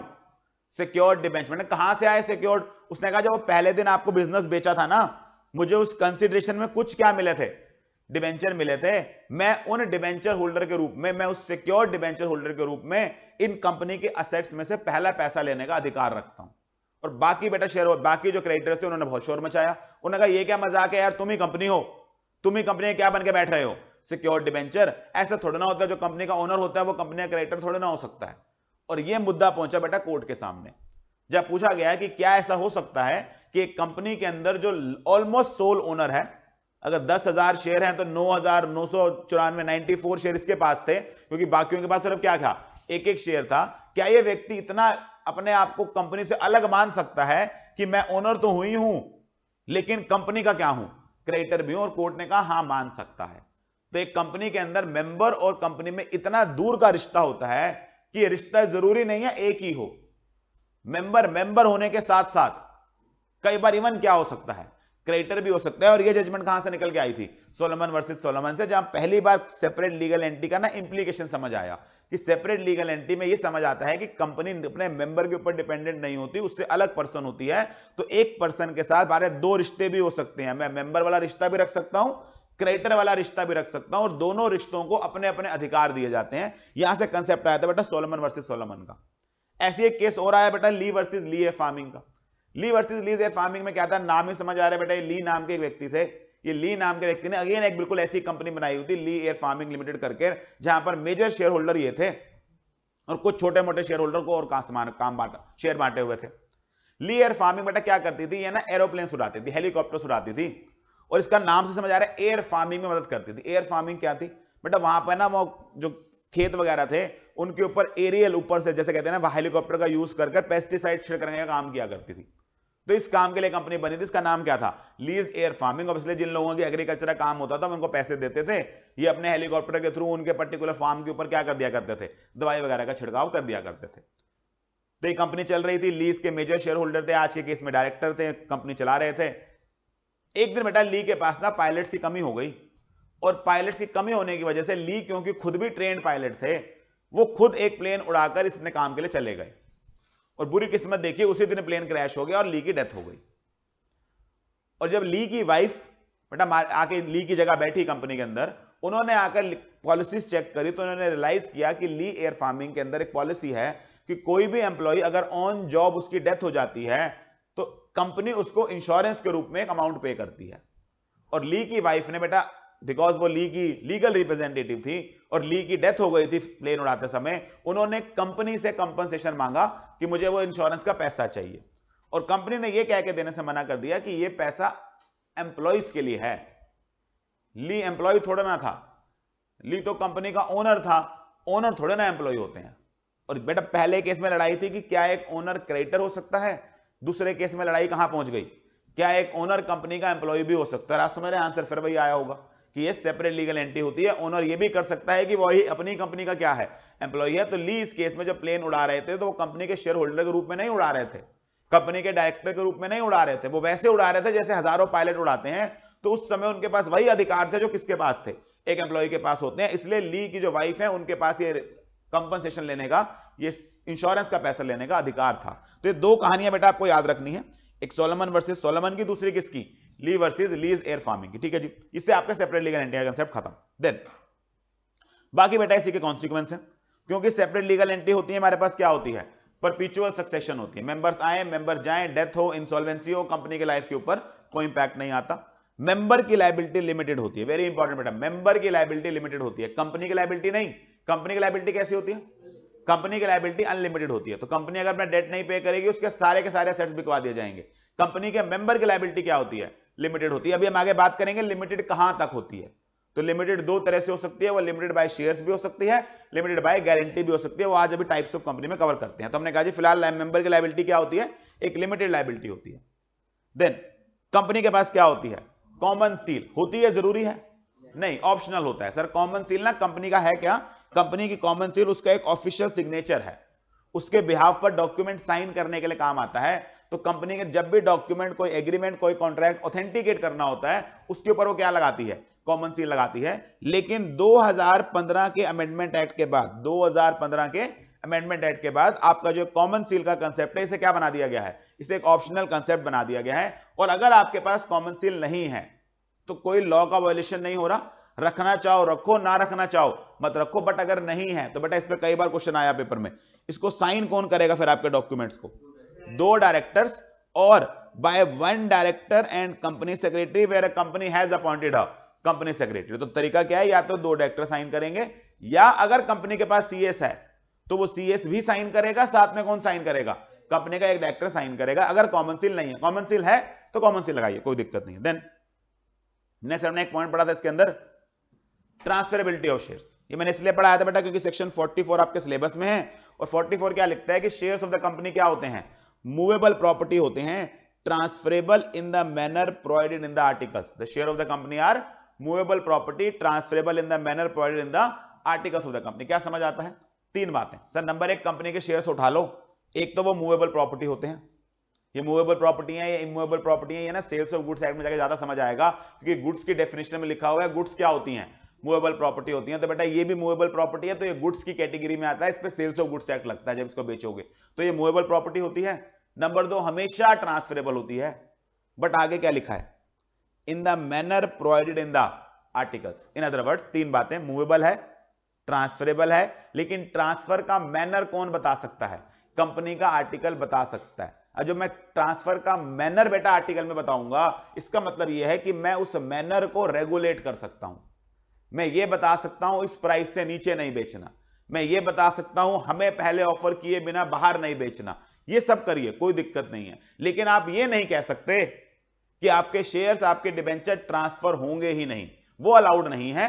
आप उन पर रिस्ट्रिक्शन लगा सकते हैं। रिस्ट्रिक्शन भी कैसे लगा सकते हैं? बिकॉज आर्टिकल्स के तहत ये करने की पावर किसको दी गई है? कंपनी को दी गई है, एज पर सेक्शन 44। आगे जब आप पढ़ेंगे बेटा आप रियलाइज करेंगे ये रिस्ट्रिक्शंस ना जनरली पब्लिक कंपनियां लगाती हैं, सॉरी प्राइवेट कंपनियां लगाती हैं। पब्लिक कंपनी के केस में इवन क्या नहीं लगाई जा सकती है? कोई रिस्ट्रिक्शन भी नहीं लगाया जाता। ये बात मैंने लिख दी है आगे, जब आप प्राइवेट पब्लिक पढ़ेंगे ज्यादा समझ आएगी ये बात। A private company the right to transfer is restricted, whereas public company में शेयर्स क्या होते हैं? पूरी तरह से फ्रीली ट्रांसफरेबल होते हैं। देन वही सेपरेट लीगल एंटिटी का concept, ownership separate from management. Company की ओनरशिप किसके हाथ में होती है? शेयर होल्डर्स के हाथ में, मेंबर्स के हाथ में, और डे टू डे मैनेजमेंट किसके हाथ में होती है? डायरेक्टर्स के हाथ में, जिनको टुगेदर क्या बुलाया जाता है? Board of directors. In board of directors को अपॉइंट कौन करता है? मेंबर अपॉइंट करता है। इनको हटाता कौन है? मेंबर हटाता है। तो हमने कहा जी इसके अंदर the management of the company lies in the hands of elected representatives of members, commonly called the board of directors, who are appointed as well as removed by the members. और last बात बेटा, क्योंकि separate legal entity है, company की property सिर्फ किसकी property होती है? कंपनी की प्रॉपर्टी होती है। यहां पार्टनरशिप्स को डिफरेंशिएट करेंगे बेटा, जब हम पार्टनरशिप पढ़ेंगे ना, वहां एक सेक्शन आता है जो कहता है जी कंपनी की प्रॉपर्टी में सारे मेंबर्स का जॉइंट इंटरेस्ट होता है। उसके लिए एक वर्ड इस्तेमाल करता है, वो कम्युनिटी ऑफ इंटरेस्ट होता है। इन अदर वर्ड्स किसी पार्टनरशिप की प्रॉपर्टी को हाथ लगाओगे ना, उसमें सारे पार्टनर्स का क्या होता है? अधिकार होता है। कंपनी में ऐसा बिल्कुल नहीं होता है। कंपनी में आप बड़े से बड़े शेयर होल्डर हो, जो आप सोलोमन वाला केस पढ़ रहे थे, ली वाला केस पढ़ रहे थे कि नाम मात्र के बाकी शेयर होल्डर थे, सारे शेयर, सारा शेयर कौन रख के बैठा था? एक मेजर शेयर होल्डर। तब भी उसके पास कंपनी की प्रॉपर्टी में एक रत्ती भर का अधिकार नहीं आएगा। कंपनी की प्रॉपर्टी सिर्फ किसकी प्रॉपर्टी रहेगी? कंपनी की प्रॉपर्टी कंपनी के नाम से रजिस्टर होती है, कंपनी ही बेचेगी। जब तक कंपनी चल रही है तब तक कंपनी का कोई मेंबर उस पर हाथ नहीं रखेगा। इनफैक्ट जब कंपनी बंद भी हो जाएगी तो भी बेटा कंपनी की सारी प्रॉपर्टी बिकवाई जाएंगी। जो पैसा इकट्ठा हो जाएगा वो शायद शेयर कैपिटल के रूप में आपको वापस कर दिया जाएगा, बट प्रॉपर्टी कभी आपके अधिकार में नहीं आने वाली है। इसको बोलते थे सेपरेट प्रॉपर्टी का कंसेप्ट। देख सेपरेट प्रॉपर्टी बेटा किस बात का इंप्लीकेशन है, किस बात का कॉन्सिक्वेंस है? क्योंकि आप सेपरेट लीगल एंटिटी, तो अगर आप समझे ना एक चेन चलती है। क्योंकि आप इनकॉर्पोरेटेड एसोसिएशन है, इसलिए आप एक आर्टिफिशियल पर्सन है, इसलिए आपकी सेपरेट लीगल एंटिटी है, इसलिए आपके पास लिमिटेड लायबिलिटी है। ये जनरली ना बेटा सीक्वेंस चलती है। तो हो क्या रहेगा? क्योंकि आप इनकॉर्पोरेटेड पर्सन है, आप लॉ की नजर में क्या बन गए हैं? एक सेपरेट पर्सन। सेपरेट पर्सन होने की वजह से क्या आया सर? आर्टिफिशियल पर्सन का कंसेप्ट आया, सेपरेट लीगल एंटिटी का कंसेप्ट आया, और फिर सेपरेट लीगल एंटिटी से क्या कंसेप्ट निकल के आया? सेपरेट प्रॉपर्टी वाला। क्योंकि मैं मेंबर से अलग हूं तो मेरी प्रॉपर्टी किसकी का प्रॉपर्टी है? मेरी प्रॉपर्टी है, मेंबर की प्रॉपर्टी अपनी मेंबर की प्रॉपर्टी है। इसके लिए बेटा एक केस आया था हमारे पास, Macaura versus Northern Assurance company limited. तो अब तक 2 केस हमने कवर किए, एक Solomon versus Solomon and company, दूसरा हमने कौन सा कवर किया है? Lee versus Lee's Air Farming company. तीसरा केस हमारे पास आता है Macaura versus Northern Assurance company limited. क्या कहता है ये case? Macaura versus Northern Assurance company बेटा फिर वही केस है कि एक मैक्योरा नाम के व्यक्ति थे, ये एक कंपनी के मेजर शेयर होल्डर थे, और इनकी जो कंपनी है वो टिम्बर का काम करती थी। टिम्बर क्या होती? लक्कड़ का काम करती थी। तो लक्कड़ का काम था, लक्कड़ उनका मेन रॉ मटेरियल या फिनिश गुड भी लक्कड़ के ही थे। और क्योंकि लक्कड़ बेटा एक इनफ्लेमेबल आइटम होती है, आग लग सकती है, इस मैक्योरा ने अपने सारे स्टॉक का, अपने सारी लक्कड़ का, अपनी सारी टिम्बर का इंश्योरेंस लिया, लगातार इंश्योरेंस प्रीमियम दिए, और एक दिन वही था जिस चीज का डर था बेटा, आग लगी और सारा लक्कड़ जल गया। जब लक्कड़ जला था बेटा, इसने इंश्योरेंस कंपनी से पैसा मांगा कि मुझे इंश्योरेंस कंपनी ने पैसे दीजिए। इंश्योरेंस कंपनी का बेटा जो सर्वेयर आया, जिसने इंस्पेक्शन करी, उस सर्वेयर ने यह पाया कि ये सारे की सारी लक्कड़ तो कंपनी के नाम की थी, ये कंपनी की प्रॉपर्टी थी, और जो इंश्योरेंस लिया गया था वो मैक्योरा ने अपने नाम से लिया था। और वहीं से बेटा क्लेश शुरू हो गया कि जिस प्रॉपर्टी के इंश्योरेंस की बात कर रहे हैं, ये प्रॉपर्टी तो कभी मैक्योरा की थी ही नहीं, आपने किसी और की प्रॉपर्टी पर क्या ले रखा है, इंश्योरेंस ले रखा है। उसने कहा किसी और की नहीं है, मेरी ही कंपनी है। उसने कहा कंपनी मेरी नहीं होती है, कंपनी कानून की होती है। ये तुम्हारा भ्रम ही गलत है कि तुम क्या बोल देते हो, मेरी कंपनी। यहीं से बेटा वो सेपरेट लीगल एंटिटी वाली फिर फीलिंग आनी शुरू करी। अब वो इंश्योरेंस कंपनी क्या कह रही है कि मैक्योरा ने जो इंश्योरेंस लिया है ना, वो एक ऐसी प्रॉपर्टी पे लिया है बेटा, इसके लिए लीगल वर्ड इस्तेमाल किया जाता है जिसमें मैक्योरा का इंश्योरेबल इंटरेस्ट नहीं है।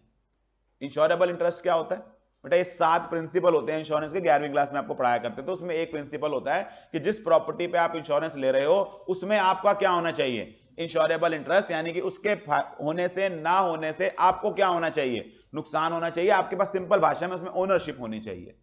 और यहीं पर सवाल आ गया कि क्या एक मेंबर का कंपनी की प्रॉपर्टी में, जिसमें वो बहुत बड़ा मेंबर है, उसमें किसी तरह का कोई इंटरेस्ट होता है? मैंने कहा नहीं, किसी तरह का कोई इंटरेस्ट नहीं होता। उन्होंने कहा इतना भी नहीं कि मैं अपने नाम से इंश्योरेंस ले लूं, और इस केस में बोला गया नहीं, इतना भी नहीं कि आप अपने नाम से क्या ले लो, इंश्योरेंस ले लो। और यहां बेटा वो केस आया था मैक्योरा वर्सेस नॉर्दर्न एश्योरेंस, जहां इस एम नाम के व्यक्ति को इसलिए हारना पड़ा, इसलिए इसको इंश्योरेंस का पैसा नहीं दिया गया, बिकॉज इंश्योरेंस कंपनी इस बात को साबित कर पाई कि एक कंपनी की प्रॉपर्टी में उसके मेंबर का किसी तरह का कोई इंटरेस्ट नहीं होता है। तो ये बेटा कहानी थी हमारे पास किस चीज की, कि कंपनी के आपके फीचर्स क्या क्या होते हैं। इन फीचर्स के मैंने एक लर्निंग स्किल बनाई हुई थी जो मैंने आपको क्लास में बताई थी।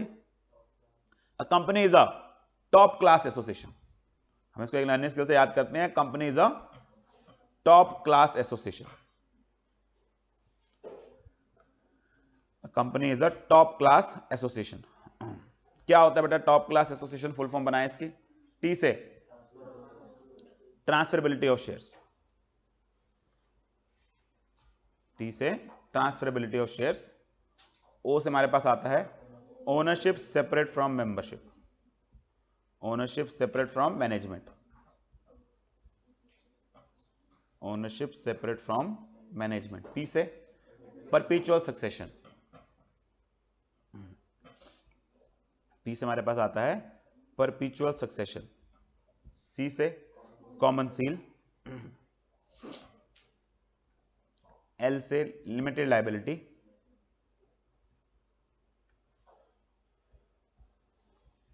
ए से आर्टिफिशियल पर्सन, एस से separate legal entity,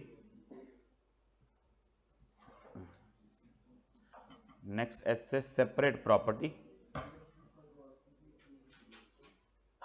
separate property, और एसोसिएशन से बेटा वर्ड आता है हमारे पास इनकॉर्पोरेटेड एसोसिएशन, एसोसिएशन से वर्ड आता है इनकॉर्पोरेटेड एसोसिएशन। तो हमारे पास टॉप क्लास एसोसिएशन, टी से ट्रांसफरेबिलिटी ऑफ शेयर, ओ से ownership separate from management, P से परपेचुअल सक्सेशन, सी से common seal, limited liability, artificial person, separate legal entity, separate property, और लास्ट से वर्ड क्या आ जाता है, इनकॉर्पोरेटेड एसोसिएशन। बाकी जनरली बेटा पेपर में आने की उम्मीद लगभग ना के बराबर होती है कि मैं आपको कहूं, आपसे पूछेगा कंपनी के फीचर बता दो, ये 11वीं क्लास का क्वेश्चन है, फाउंडेशन के पेपर में नहीं आता। हाँ, कई बार केस स्टडी आई होती है बेटा पेपर के अंदर परपेचुअल सक्सेशन वाले पॉइंट पर, जहां वो जनरल बड़ा फेमस क्वेश्चन है इसका कि एक कंपनी के अंदर 5 मेंबर थे, सारे के सारे गाड़ी में जा रहे थे, एक शिप में जा रहे थे, 5 की डेथ हो गई, क्या कंपनी के एग्जिस्टेंस पे कोई इंपैक्ट आएगा? तो 3 नंबर का 4 नंबर का छोटा सा इतने पे आ जाता है। वहां आपको क्या क्या एक्सप्लेन करना पड़ता है? वहां बेटा कंपनी क्या होती है, एक सेपरेट लीगल एंटिटी होती है, इसकी सेपरेट एग्जिस्टेंस होती है, इसकी वजह से इसके पास एक परपेचुअल सक्सेशन होती है।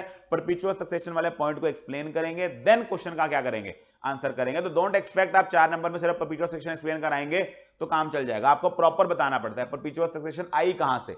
वो इसलिए आई क्योंकि मैं एक इनकॉर्पोरेटेड एसोसिएशन हूं, लॉ की नजर में एक अलग पर्सन हूं, लॉ की नजर में अलग पर्सन होने की वजह से मेरी लाइफ, मेरी डेथ मेरे मेंबर्स पर क्या नहीं करती, डिपेंड नहीं करती। इस कंसेप्ट को क्या नाम दिया जाता है, परपेचुअल सक्सेशन। तो आपको शुरुआत करनी पड़ती है कि कानून की क्रिएशन है company, it is N incorporated association, it is formed and registered by law, it comes into existence in the eyes of law.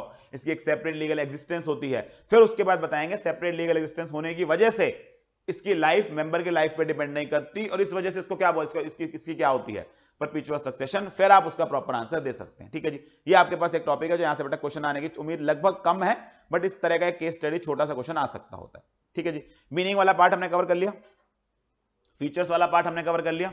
Coming to the last part of introduction, lifting of corporate. एक लौता topic बेटा जहां से question आने की उम्मीद रहती है जब आप फाउंडेशन की बात करते हैं, तो हमारे पास उम्मीद यह है कि अगर इंट्रोडक्शन से क्वेश्चन आएगा तो लिफ्टिंग ऑफ कॉर्पोरेट व्हील से आएगा। यहां मैंने आपको बताया कई बार फीचर्स में से खासकर वो परपेचुअल सक्सेशन से क्वेश्चन पूछ लेते हैं आपसे।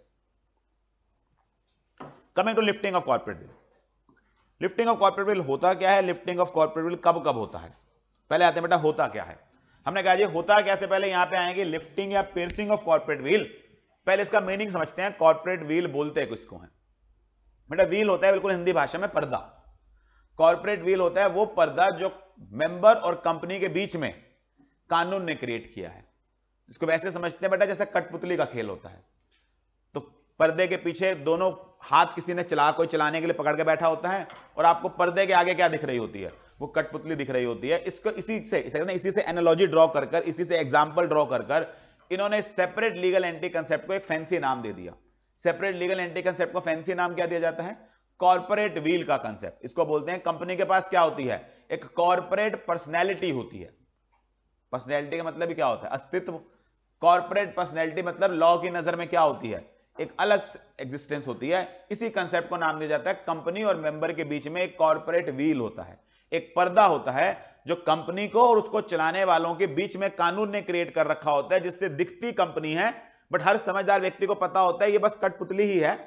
छोटे बच्चे तो आप होने की आपको लगेगा वो खुद नाच रही है, आपको समझ आ रहा है पीछे क्या है, कोई चला रहा है उसको, बस यही समझ कानून ने जनरेट करी, इसको नाम दिया कंसेप्ट ऑफ कॉर्पोरेट व्हील। तो कॉर्पोरेट व्हील बोलते किसको है, corporate veil refers to the legal concept where a company is identified separately from the members of the company. In other word बेटा सेपरेट लीगल एंटिटी का एक fancy नाम है। अच्छा, फिर लिफ्टिंग ऑफ कॉर्पोरेट व्हील का मतलब क्या होता होगा, जब वो पर्दा उठा दिया जाता है। पर्दा उठा दिया जाना मतलब सर हम इस सेपरेट लीगल एंटिटी के कंसेप्ट को डिसरिगार्ड करते हैं, हम कॉर्पोरेट पर्सनैलिटी को इग्नोर करते हैं, और हम ये जानने की कोशिश करते हैं कि इस कठपुतली को एक्चुअल में चलाने वाला कौन है। क्यों करते हैं ऐसा, क्योंकि सर कई बार देखा है ये सेपरेट लीगल एंटिटी के कंसेप्ट को ना जनरली देखा गया है कुछ लोग मिसयूज करने लग जाते हैं, क्योंकि उनको समझ आता है कि लॉ की नजर में कंपनी अलग है, मेंबर अलग है, तो ऐसे केस में वो कुछ ऐसे काम जो खुद नहीं कर सकते, जिनके लिए शायद उनके ऊपर खुद पनिशमेंट आ जाती, खुद उनको उसके लीगल कॉन्सिक्वेंस भुगतने पड़ते, वो उसको किसके नाम से कराते हैं, कंपनी के नाम से कराते हैं। और उनको पता होता है कंपनी का हद से हद आप क्या ही बिगाड़ लोगे। बेटा एक कंपनी का बहुत बड़ा फायदा ये है कि उसका हद से हद क्या ही बिगाड़ सकते हो, बंद करा दोगे, जेल वो जा नहीं सकती, फांसी पे वो टंग नहीं सकती। तो आपको समझ आता है हद से हद कंपनी के साथ क्या किया जा सकता है, फाइनेंशियल इसके ऊपर पेनल्टीज ही लगाई जा सकती है ना। लेकिन आप और मेरे ऊपर हमें दिक्कत यह है कि हमें पेनल्टी मिलने की जगह पनिशमेंट भी मिल सकती है। तो हमें समझ आता है फिर ऐसे काम जो हम खुद करें तो हमें भुगतने पड़ेंगे, क्यों ना ये काम किसके थ्रू कराया जाए, कंपनी के थ्रू कराया जाए। और यहां से बेटा पहली बार जन्म हुआ कॉर्पोरेट व्हील का, लिफ्टिंग ऑफ कॉर्पोरेट व्हील के कंसेप्ट का। कोर्ट ने एनालाइज करना शुरू किया, कोर्ट ने रियलाइज करना शुरू किया कि लोग अपने सेपरेट लीगल एंटिटी के कंसेप्ट को मिसयूज करते हैं। तो कई ऐसे सर्कमस्टांसेस आए जहां पर कोर्ट ने यह मानना शुरू किया कि हां ऐसे केसेस के अंदर हम सेपरेट लीगल एंटिटी के कंसेप्ट को डिसरिगार्ड करेंगे और इस पर्दे को उठाकर एक्चुअल में देखेंगे कि कौन वो लोग हैं जो आपकी कंपनी को चला रहे हैं, और उन लोगों को कंपनी के कामों के लिए जिम्मेवार ठहराएंगे। तो बिल्कुल जैसा कहते हैं, छोटे वर्ड में बताऊं तो लिफ्टिंग ऑफ कॉर्पोरेट व्हील है ही क्या, lifting of corporate wheel means disregarding separate legal entity, ignoring separate legal entity of the company, disregarding corporate personality of the company and trying to find out who are the real persons in control of the company। अच्छा ये real person कौन निकलेंगे, दो लोग बेटा, इसमें कहता हूं कठपुतली के ना दो हाथ दो लोगों के हाथ में होते हैं, एक हाथ बोर्ड के हाथ में होता है, दूसरा मेंबर के हाथ में।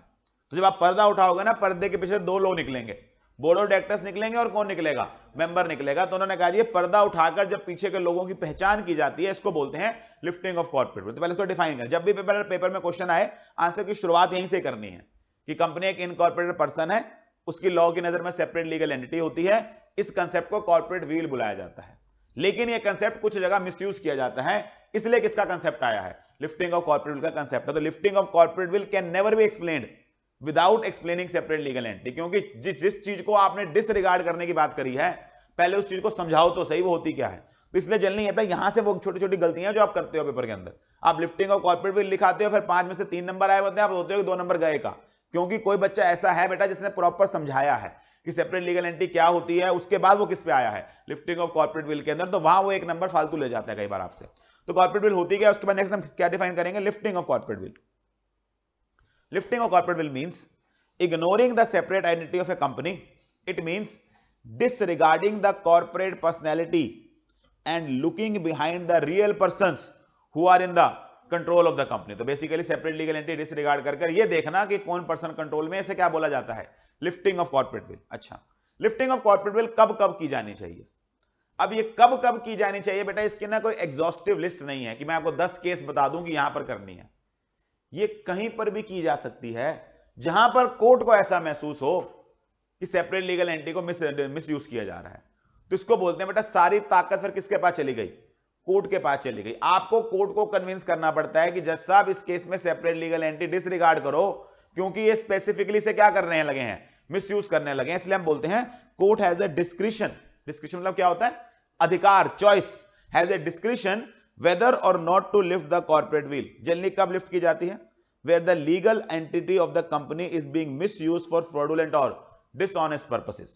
Under certain exceptional circumstances, the court may disregard or pierce the corporate will of the company and hold the persons controlling the affairs of the company liable for the acts of the company.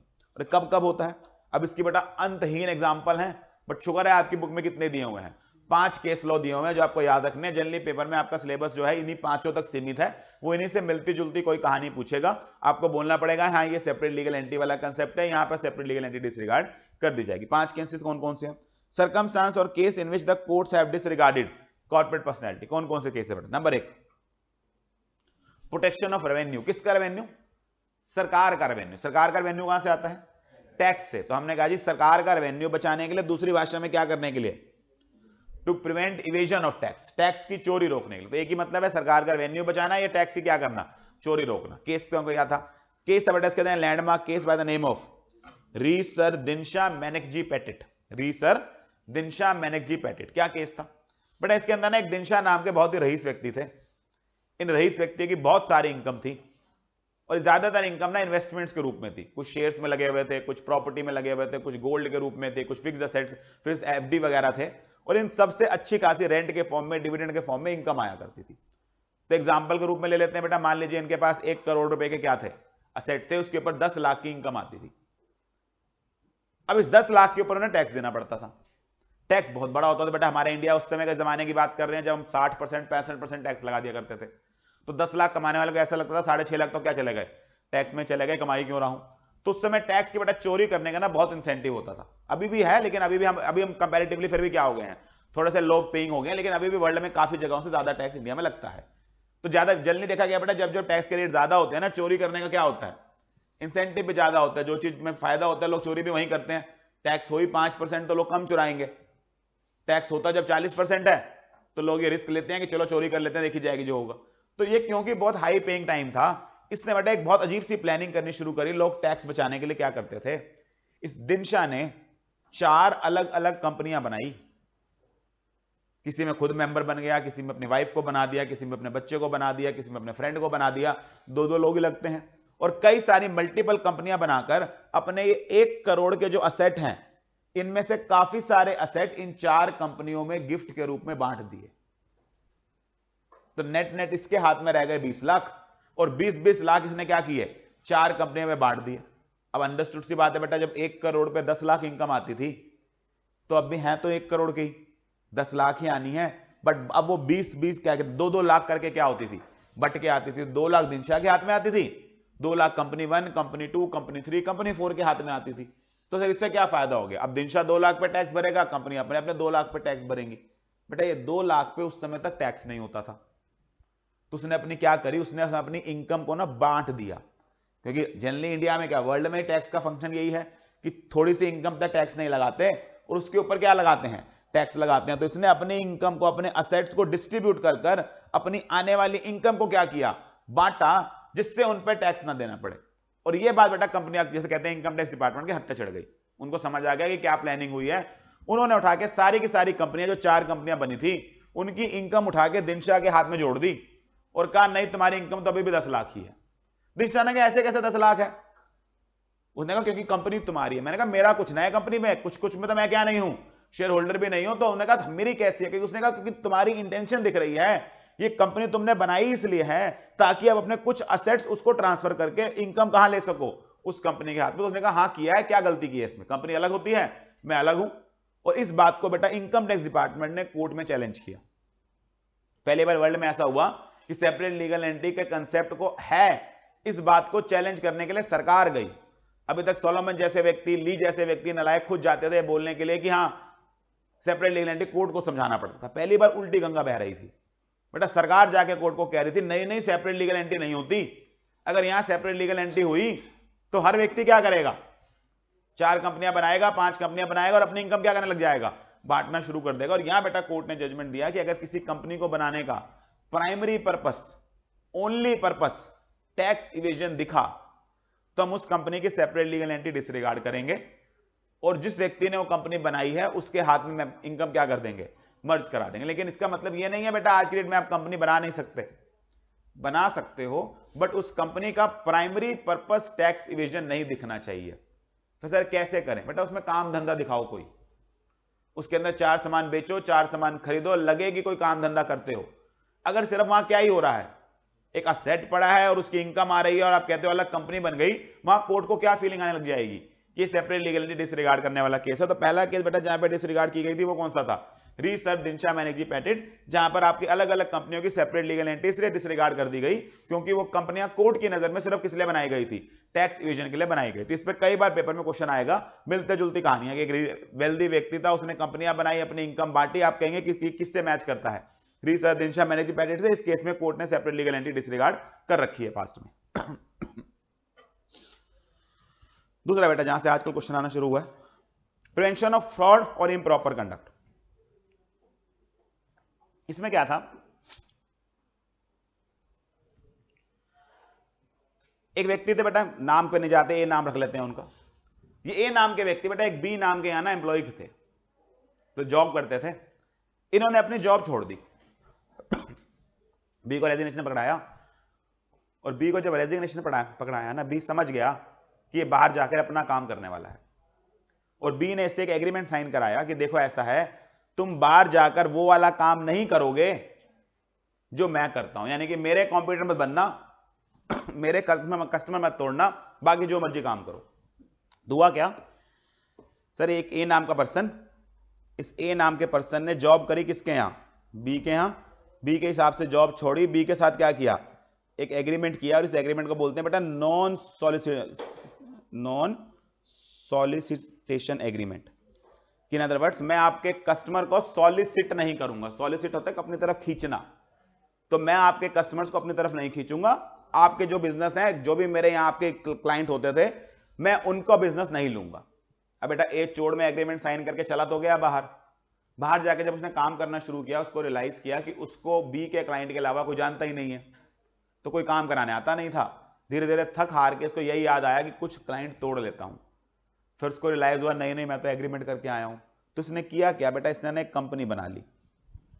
उस company में एक छोटा सा share holder खुद बन गया, बाकी लोगों को शेयर होल्डर लगा, और ये कंपनी क्या करना शुरू करने लगी, बी के उन क्लाइंट्स को सॉलिसिट कर तोड़कर अपने पास लाने लगी। और जब बी को यह बात पता चली, बेटा बी ने कंपनी के अगेंस्ट सूट फाइल किया कि जिस तरह से ए को मनाई है मेरे कस्टमर तोड़ने की, ऐसी ये कंडीशन किस पे लगनी चाहिए, कंपनी पे भी, बिकॉज कंपनी और ए एक ही हैं।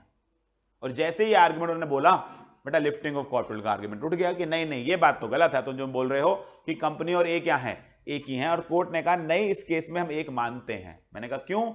उसने कहा क्योंकि हमें नीयत समझ आ रही है।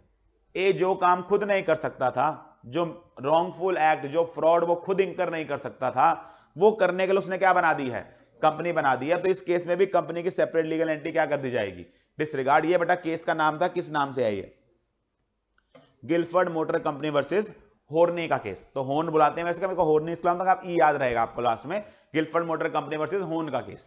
ठीक है जी। Number 3, determining the character of a company whether an enemy company. तीसरा केस बेटा यहां सेपरेट लीगल एंटिटी डिसरिगार्ड किया जाती है, case by the name of Daimler company limited versus Continental Tyre and Rubber company.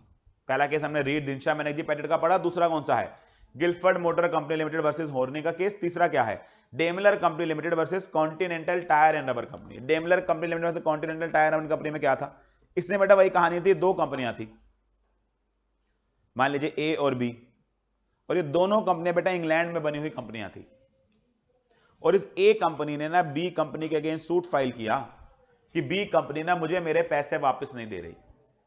तो बी कंपनी ने कुछ पैसे पे करने थे, किसे, ए से कुछ सामान खरीदा होगा, कुछ उधार लिया होगा, तो बी ने कुछ पैसे देने थे ए कंपनी को, और ए कंपनी ने सूट फाइल किया बी के अगेंस्ट कि बी कंपनी क्या नहीं कर रही है, पैसे नहीं दे रही है।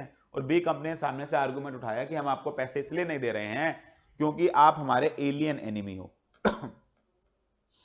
बी ने कहा ये क्या होता है, उन्होंने कहा एलियन एनिमी होता है किसी ऐसे देश का मेंबर, ऐसे देश का व्यक्ति जिसके साथ हमारा वॉर चल रहा है, उस ऐसे व्यक्ति को क्या बोलते हैं, एलियन। एनिमी होता है किसी और देश का, एनिमी मतलब आपको समझ आता है, एलियन एनिमी मतलब किसी दूसरे देश का व्यक्ति जिसके साथ हमारा वॉर चल रहा है।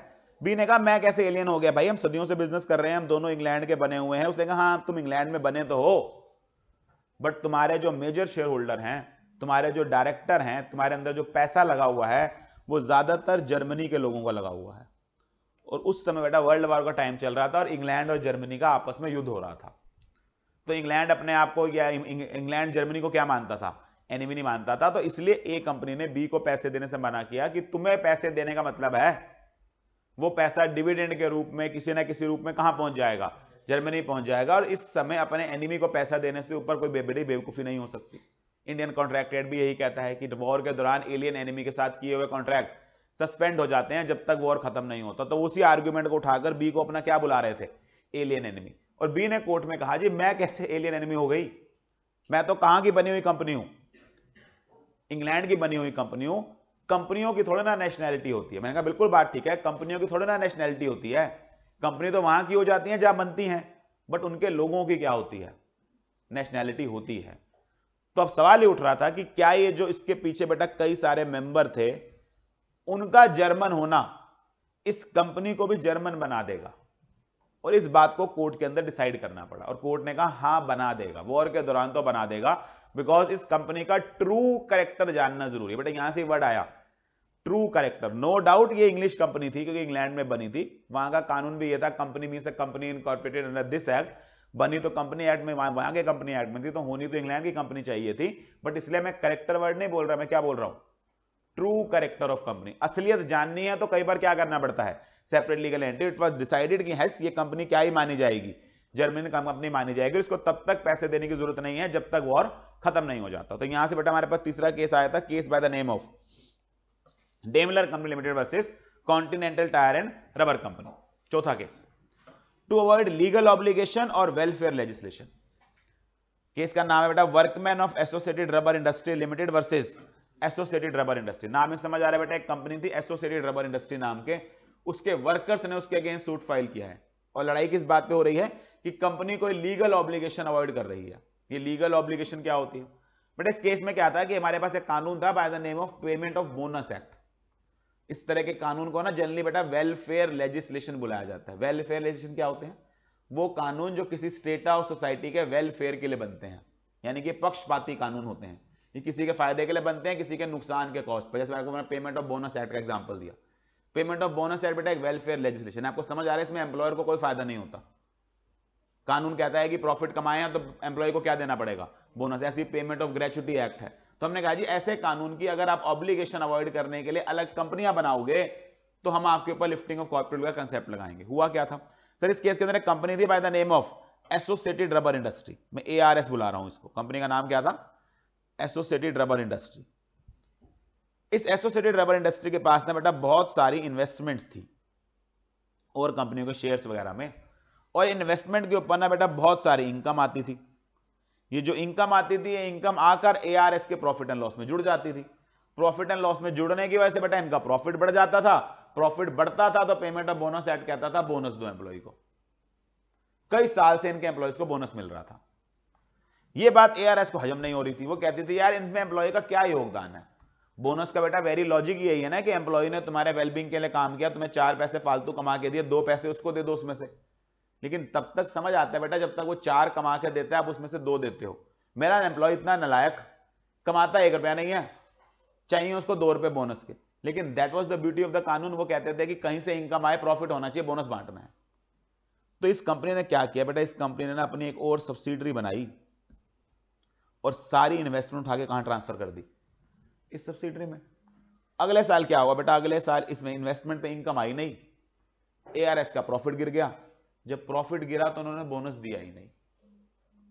और वर्कर ने पूछा इस साल बोनस नहीं आया। मैंने कहा तुम काम कहां करते हो? काम तो 5 साल से नहीं कर रहे, तब भी तो बोनस आ ही जाता था, इस साल क्यों नहीं बोनस आया? तो जब रिसर्च करा तो बेटा पता चला उनके यूनियन लीडर ने कि हाँ इस तरह की प्लानिंग करी है कंपनी ने अपनी वो इन्वेस्टमेंट्स कहां कर दी हैं, किसी और सब्सिडरी कंपनी में ट्रांसफर कर दिया। इस वजह से प्रॉफिट घट गया है। एंड इन वर्कर्स ने जाकर बेटा कंपनी के अगेंस्ट सूट फाइल कर दिया। इसलिए केस का नाम पड़ा workman of Associated rubber Industry versus associated rubber industry. Argument being कि ये जो कंपनी बनाई गई है सब्सिडरी, इसका ओनली पर्पस क्या है? बोनस की ऑब्लिगेशन से बचना, लीगल ऑब्लिगेशन से बचना। तो इसकी सेपरेट लीगल एंटिटी डिसरिगार्ड करनी चाहिए और इसके पीछे छुपी हुई एआरएस को ही क्या करना चाहिए, कंपनी मानना चाहिए। और इन्वेस्टमेंट भी किसकी माननी चाहिए, एआरएस की। और कोर्ट की यही जजमेंट आई कि अगर मुझे लगा कि आपकी कंपनी बनाने का ओनली पर्पस क्या है, सेपरेट लीगल एंटिटी बनाने का ओनली पर्पस क्या है कि आप कोई वेलफेयर लेजिस्लेशन, कोई लीगल ऑब्लिगेशन अवॉइड करना चाहते हैं, तो ऐसे केस में भी सेपरेट लीगल एंटिटी डिसरिगार्ड की जा सकती है। और लास्ट केस बेटा 5वां केस इसके अंदर, formation of subsidiaries to act as agents. वैसे तो बेटा कानून की नजर में होल्डिंग कंपनी और सब्सिडरी कंपनी दो अलग अलग कंपनियां होती हैं। तो एक ए कंपनी है और एक बी कंपनी है बेटा, दोनों अलग अलग कंपनी है, दोनों के अलग अलग डायरेक्टर्स हैं। हाँ, ए के पास बी में क्या होगी, होल्डिंग होगी, तभी बी ए की क्या कहलाती होगी, सब्सिडरी कहलाती होगी। They are 2 separate person, not an issue, दोनों अलग अलग होते हैं। हम जनरली होल्डिंग को सब्सिडरी और सब्सिडरी को होल्डिंग नहीं मानते हैं। दे आर नॉट 1 पर्सन, इनकी सेपरेट लीगल एंटिटी बरकरार रहती है। बट अगर आप अपनी सब्सिडरी का इस्तेमाल एजेंट के रूप में करते हो, एजेंट के रूप में करते हैं मतलब वो अपने लिए काम नहीं कर रही, वो तुम्हारे लिए काम कर रही है, और तुम्हारे लिए कुछ ऐसा काम कर रही है जो शायद तुम खुद नहीं कर सकते थे। मैंने कहा ये क्या हुआ बेटा, इसमें अंदर एक कंपनी थी ए नाम की, उसने ना इंग्लैंड में ब्रिटिश ट्रांसपोर्ट कॉर्पोरेशन नाम की एक ऑर्गेनाइजेशन हुआ करती है, बट इंडिया में जैसे दिल्ली में यहां पे ट्रांसपोर्ट डिपार्टमेंट है, वहां नाम था British transport commission. British transport commission को इस ए कंपनी ने कुछ लाइसेंसेस के लिए अप्लाई किया, कमर्शियल व्हीकल चलाने का लाइसेंस। जैसे दिल्ली में ऑटो चलाने का लाइसेंस चाहिए होता है, बस चलाना, टैक्सी चलाने का लाइसेंस चाहिए होता है, ऐसे ही वहां पर ब्रिटिश ट्रांसपोर्ट कमीशन के पास इस कंपनी ने क्या किया, लाइसेंस के लिए अप्लाई किया। इसका लाइसेंस बेटा इस बात पर रिजेक्ट कर दिया गया कि इस बार हम लाइसेंस सिर्फ उन कंपनियों को दे रहे हैं जिनके पास ऑलरेडी लाइसेंस नहीं है। और बेटा जो एक कंपनी थी आपकी मर्चेंडाइज ट्रांसपोर्ट लिमिटेड, इसको हम ए नाम दे रहे हैं क्योंकि इसका नाम ही समझ आ रहा था, मर्चेंडाइज ट्रांसपोर्ट लिमिटेड। इसके पास ऑलरेडी क्या थे, लाइसेंस थे, तो बिकॉज ऑफ पॉलिसी इसके लाइसेंस की एप्लीकेशन रिजेक्ट कर दी गई। इसने क्या किया बेटा, यही एप्लीकेशन किससे डलवाई, एक बी नाम की सब्सिडरी से जो ट्रांसपोर्ट में डील ही नहीं करती थी। इनके नाम से लाइसेंस के लिए अप्लाई करवाया, क्योंकि आज तक इसके पास कोई लाइसेंस थे नहीं, इसको लाइसेंस मिल गए। इसके किसी काम के थे लाइसेंस नहीं, ये तो काम ही नहीं करती थी ट्रांसपोर्ट का, तो इसका उठा के बेटा लाइसेंस कौन इस्तेमाल करता था, ए कंपनी इस्तेमाल करती थी। थोड़ा समय बाद बेटा कंप्यूटर वगैरह को पता चल गया होगा, उन्होंने उठाकर क्या कर दी, कंप्लेन फाइल कर दी कि आपने अपनी पॉलिसी के हिसाब से लाइसेंस किसको नहीं देने चाहिए थे, ए को। उन्होंने कहा हमने ए को दिए भी नहीं। उन्होंने कहा आपने बी को दिए ना, वो बी का लाइसेंस अंत में कौन इस्तेमाल कर रहा है, ए इस्तेमाल कर रहा है। और ये सुन के बेटा ब्रिटिश ट्रांसपोर्ट कमीशन ने लाइसेंस कैंसिल कर दिया, और इस बात को चैलेंज करने के लिए कंपनी कोर्ट चली गई। और कोर्ट के अंदर आर्गुमेंट ये उठाया गया कि बी के लाइसेंस किस बेसिस पे कैंसिल किए जा रहे हैं, कौन सी पॉलिसी का वायलेशन हुआ है। और आपका ब्रिटिश ट्रांसपोर्ट कमीशन का ये कहना था कि ये लाइसेंस एक ऐसी कंपनी के फायदे में आ रहे हैं जो ऑलरेडी लाइसेंस लेकर बैठी है, ये हमारे पॉलिसी के खिलाफ है, हमें नए लोगों को लाइसेंस देने थे। तो उसने कहा ये नया तो है। मैंने कहा लेकिन ये नया है, तुम तो पीछे कौन हो, पुराने हो। तो उसने कहा मेरे पुराने होने से ये थोड़ा ना पुराना हो जाएगा।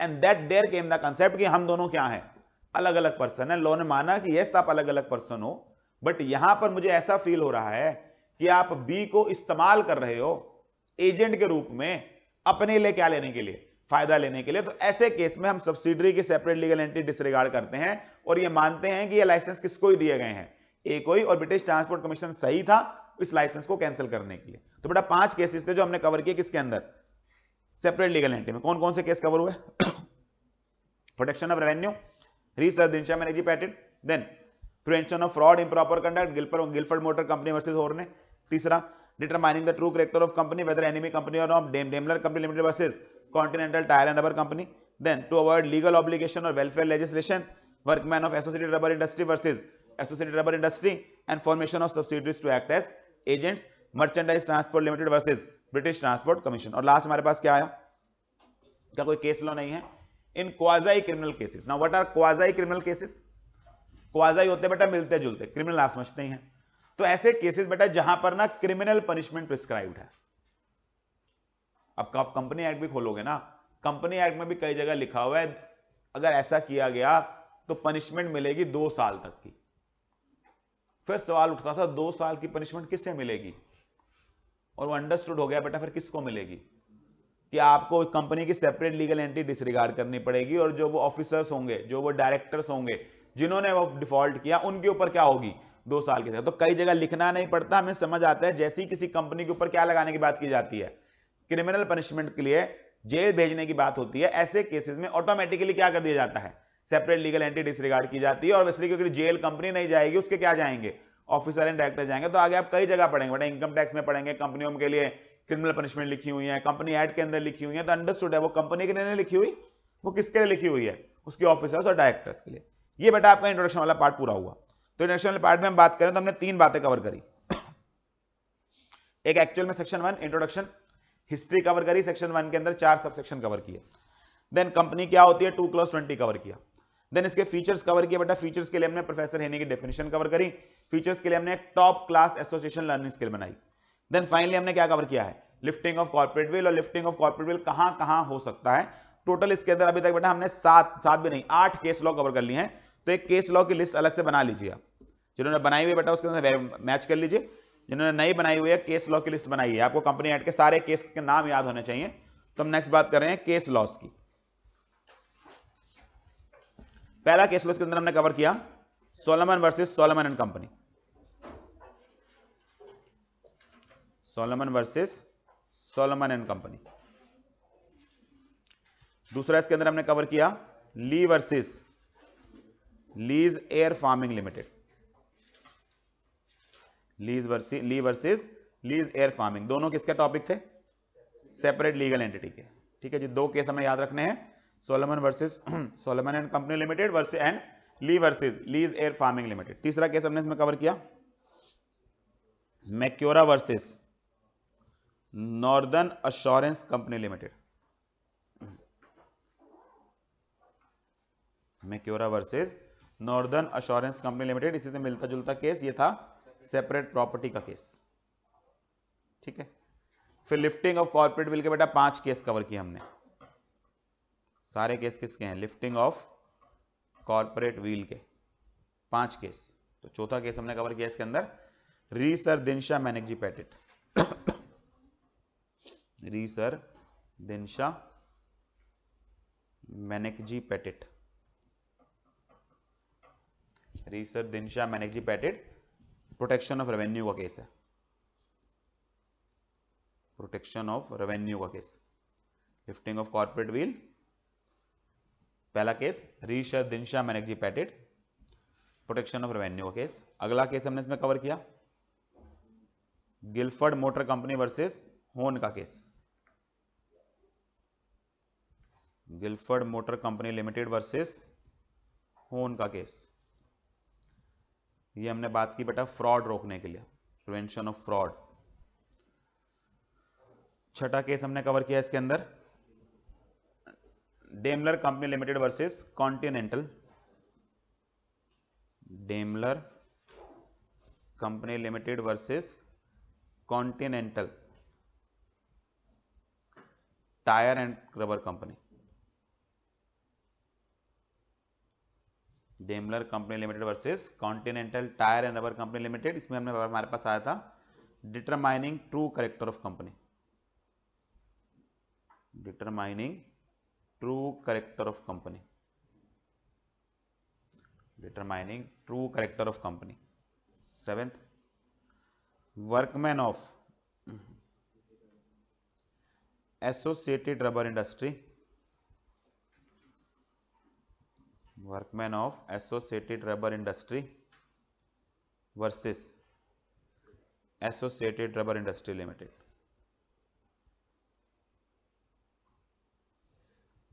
Versus associated rubber industry limited. ये हमने बेटा केस कवर किया to avoid legal obligation, to avoid legal obligation. ठीक है जी। और आठवां और लास्ट केस हमने कवर किया अभी इसके अंदर, merchandise transport limited versus British transport commission.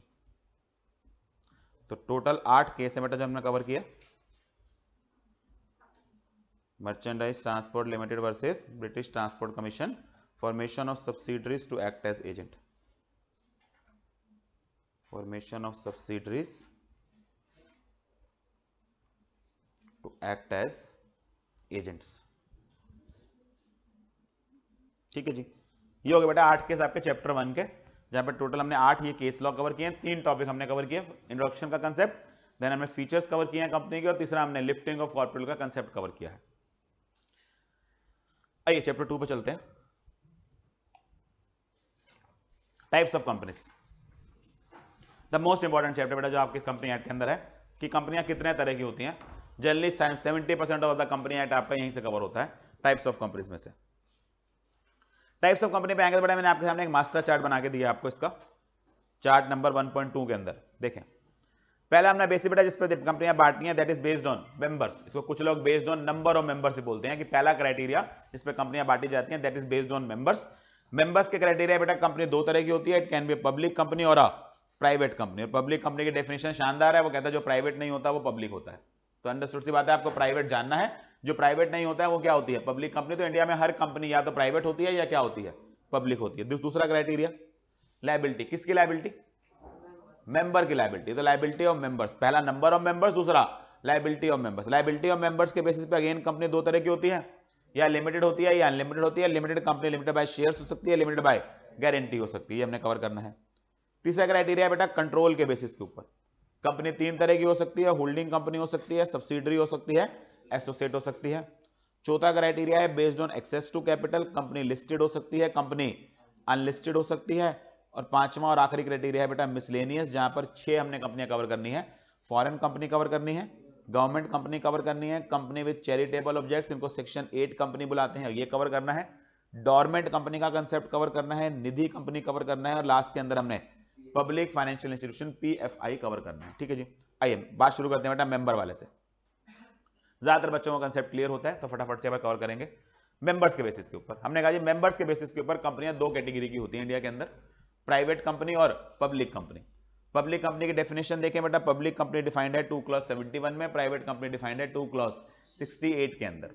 Public company को कैसे डिफाइन किया उन्होंने कहा जी, public company means a company which is not a private company and has a minimum paid up share capital as may be prescribe. तो वैसे तो बेटा 2 कंडीशन है पब्लिक कंपनी होने के लिए, कि आप प्राइवेट कंपनी नहीं होने चाहिए एंड साथ में आपकी minimum paid up share capital as may be prescribe होनी चाहिए।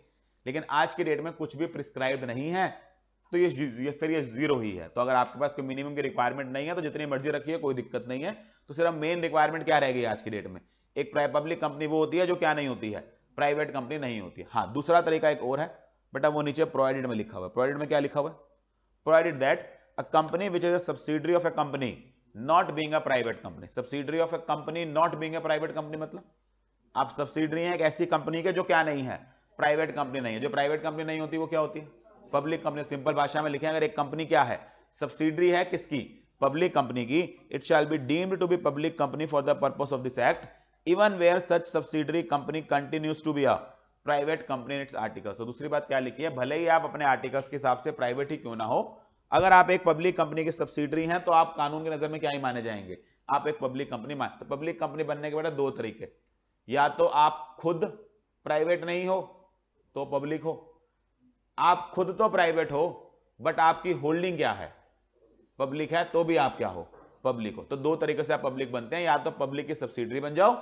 या आप अपने आर्टिकल्स के हिसाब से क्या ना रहो, प्राइवेट ना रहो, तो आप ऑटोमेटिकली क्या बन जाओगे, पब्लिक कंपनी। और सारा दारोमदार बेटा फिर किस बात पे आ गया, क्या प्राइवेट हो कि नहीं, या आपकी होल्डिंग प्राइवेट है कि नहीं। तो आप प्राइवेट हो कि नहीं, आपकी होल्डिंग प्राइवेट है कि नहीं, दोनों में से किसी का भी आंसर अगर आ गया कि नहीं मेरी होल्डिंग प्राइवेट नहीं है, तो फिर आप भी क्या ही हो, पब्लिक कंपनी। आप खुद प्राइवेट नहीं हो तो आप क्या हो, अच्छा मैं प्राइवेट हूं, मैं प्राइवेट नहीं हूं तो मैं पब्लिक हूं, मेरी होल्डिंग अपने आप पब्लिक हो जाएगी? नहीं, ये रिश्ता मेरे कुछ होने से मेरा होल्डिंग पर प्रभाव नहीं पड़ता, मेरे होल्डिंग के पब्लिक होने से मेरे पे प्रभाव पड़ता है। तो अगर मेरा होल्डिंग क्या निकल आया, पब्लिक निकल आया, तो मुझे ज्यादा चेक करने की जरूरत नहीं है, मैं क्या मान ले जाऊंगा, मैं पब्लिक कंपनी मान ले जाऊंगा। प्राइवेट कंपनी होती क्या है sir? Private company means a company having a minimum paid up share capital as may be prescribe, कुछ प्रिस्क्राइब नहीं है आज की डेट में, जैसे वहां प्रिस्क्राइब नहीं था, एंड विच बाइट्स आर्टिकल्स, जो अपने आर्टिकल्स में 3 कंडीशंस लगाती है। बेटा ये 3 कंडीशंस हमने याद किया था RLP नाम से, जो अपने आर्टिकल्स के थ्रू क्या करती है, RLP करती है। RLP क्या है? R से बेटा पहला काम रिस्ट्रिक्ट करती है, क्या रिस्ट्रिक्ट करती है? राइट और to transfer its shares. L से लिमिट करती है number of members to 200 and P से प्रोहिबिट करती है invitation to public to subscribe to any securities of the company. बेटा ध्यान से लैंग्वेज देखिएगा, एक R है, R में रिस्ट्रिक्ट वर्ड है, P में प्रोहिबिट वर्ड है, दोनों में से बड़ा शब्द कौन सा है? प्रोहिबिट। तो थर्ड पॉइंट ज्यादा स्ट्रिक्ट है, वो क्या कह रहा है? नहीं करना किसी भी हालात में, प्रोहिबिट। क्या नहीं करना? Invite an invitation to public to subscribe to any securities of the company. पहला पॉइंट पढ़िए, restrict the right to transfer shares, वहां बेटा पॉइंट क्या है? शेयर्स। यहां क्या लिखा है? सिक्योरिटीज। क्या दोनों मायनों में थर्ड पॉइंट बड़ा है? यस, प्रोहिबिट कर रहा है, और किसके लिए प्रोहिबिट कर रहा है? सिक्योरिटीज के लिए। क्या प्रोहिबिट कर रहा है? इन्विटेशन नहीं देनी पब्लिक को to subscribe to any securities of the company, मतलब जनरल पब्लिक को जाकर शेयर्स, डिबेंचर्स, इक्विटी, प्रेफरेंस कुछ भी हो उनको इनवाइट नहीं करना। ये जनरल पब्लिक को इनवाइट करने को बेटा कानून की भाषा में बोलते हैं क्या नहीं लाना? पब्लिक ऑफर नहीं लाना, प्रोस्पेक्टस इशू नहीं करना। क्या इसके अलावा भी तरीका होता है पैसा रेस करने का? यस सर, दूसरे को क्या बोलते हैं? Private placement. तो आप पब्लिक ऑफर से पैसा रेज नहीं करेंगे, आप सिर्फ किससे पैसा रेज करेंगे? प्राइवेट प्लेसमेंट से। प्राइवेट प्लेसमेंट में क्या बाहर के लोग ही पैसा लगाते हैं? यस, बाहर के लोग ही लगाते हैं, लेकिन बेटा फर्क क्या है? आप उनके पास चल के जाते हैं, बाय नेम उनको ऑफर देते हैं, वो आपको पैसा देते हैं। पब्लिक ऑफर में आप क्या करते हैं? आप एड छपवा देते हैं कि मेरे शेयर बिक रहे हैं, जिसको आना है आकर क्या कर लो, ले लो। इसलिए कभी ओवर सब्सक्राइब हो जाता है, कभी क्या हो जाता है, अंडर सब्सक्राइब। प्राइवेट प्लेसमेंट में क्या होता है? आप कुछ नंगों का नाम आइडेंटिफाई करते हैं, उनके पास अपने शेयर का ऑफर लेके जाते हैं, वो ले लें तो अच्छी बात है, नहीं ले तो कोई बात नहीं, हम किसी और को ऑफर लेके जाएंगे। इसको बोलते हैं बेटा क्या करना? Private placement. तो प्राइवेट कंपनी के लिए एक आफत क्या आ गई? उसको पूरी जिंदगी अपनी कोई भी सिक्योरिटी इशू करनी है, उसके लिए कौन सा रास्ता बंद है? वो कभी पब्लिक ऑफर नहीं करेगी, कभी कोई प्रोस्पेक्टस नहीं लाएगी, हमेशा किस पे जिएगी? प्राइवेट प्लेसमेंट पे। फिर जब मैं प्राइवेट प्लेसमेंट से बेटा शेयर इशू करूंगा तो उससे मुझे क्या मिलेंगे? मेंबर मिलेंगे। तो दूसरी कंडीशन आई, limit the number of members to 200। आपके मेंबर किसी भी क्षण कितने से ज्यादा नहीं होने चाहिए? 200 से। अच्छा 200 से ज्यादा शेयर इशू नहीं करने, 200 से ज्यादा लोगों को इशू नहीं करने। इशू कितने करने? जितने मर्जी करो। मैं एक एक बंदे को 1-1 करोड़ का इशू कर दूं, कोई दिक्कत नहीं है। 100 करोड़ का इशू कर दूं, कोई दिक्कत नहीं है। बंदे कितने ज्यादा नहीं होने चाहिए? 200 से। अच्छा फिर ये किस चीज के बंदे हैं? शेयर वाले, डिबेंचर वाले? शेयर वाले। डिबेंचर बेटा प्राइवेट पब्लिक इशू से हो सकता है इशू? नहीं, 200 से ज्यादा को हो सकता है, हो सकता है। कहां मना है? क्या लिखा है सेकंड पॉइंट में? Limit the number of members to 200। Debenture holder member होता है? नहीं। तो बेटा यहां पर इस प्रोहिबिशन दोनों बातों के लिए, शेयर्स भी डिबेंचर भी। लिमिट किसके लिए है? मेंबर्स के लिए। प्राइवेट प्लेसमेंट से भी भीड़ इकट्ठी करनी है, लेकिन मैक्सिमम कितनी? 200 तक। 200 काउंट करते समय बेटा 3 बातों को ध्यान रखना है। 200 काउंट करते समय अगर जॉइंट होल्डर को शेयर दे रहे हो, उनको 1 गिनना है। यानी कि अगर 2 लोगों को शेयर दिया है, दोनों मिलकर ले रहे हैं, तो वो 200 काउंट करते समय कितनी बार गिने जाएंगे? 1 बार। ऐसे ही आपके एम्प्लॉइज बेटा जिनको आप अपने शेयर्स देते हो, एम्प्लॉइज को 200 की गिनती के अंदर नहीं रखना है। तो आपने स्वेट इक्विटी, सोप के नाम सुने होंगे। अपने एम्प्लॉय को मोटिवेट करने के लिए उनको कई बार क्या दे दिए जाते हैं? शेयर दिए जाते हैं। ये 200 में। अच्छा ये शेयर होल्डर ही नहीं होते, होते हैं बट किसमें काउंट नहीं होते? 200 में। यानी कि बेटा ये 200 ना अपने आप में एडजस्टेड फिगर है, ये आपको कैलकुलेट करनी पड़ती है, ये नंबर और शेयर होल्डर के बराबर नहीं होती। 200 में क्या क्या नहीं आता? जॉइंट होल्डर को एक काउंट करते हैं, अपने सारे एम्प्लॉइज को काउंट नहीं करते हैं, एंड फिर वो एम्प्लॉइज जो एम्प्लॉयमेंट के दौरान मेंबर बने, जब वो एम्प्लॉयमेंट छोड़ देते हैं तो मेंबर तो रह जाते हैं बट क्या नहीं रहे? एम्प्लॉय नहीं रहे, उन्हें तब भी काउंट नहीं करना। तब समझें बेटा, मैंने अपनी कंपनी बनाते समय कई सारे अपने एम्प्लॉइज को शेयर्स बांटे, उनको पार्टिसिपेंट बनाने के लिए कि हाँ तुम भी प्रॉफिट का हिस्से बेटा ज्यादा काम करते होंगे। उन सबको 200 में काउंट नहीं किया। उनमें से कुछ लोग छोड़ के चले गए, क्या वो मेरे एम्प्लॉय रहे? नहीं। क्या वो मेरे मेंबर आज भी होंगे? यस, जब तक वो शेयर नहीं बेचते बेटा मैं तो उनसे छीन नहीं सकता। तो क्या वो 200 में काउंट होने लग जाएंगे? नहीं। लेकिन मेरा एक एम्प्लॉय बेटा जॉब छोड़ के गया, उसके पास कोई शेयर नहीं था और बाद में बाहर जाकर मेरा शेयर खरीद लेता है, क्या वो काउंट होगा?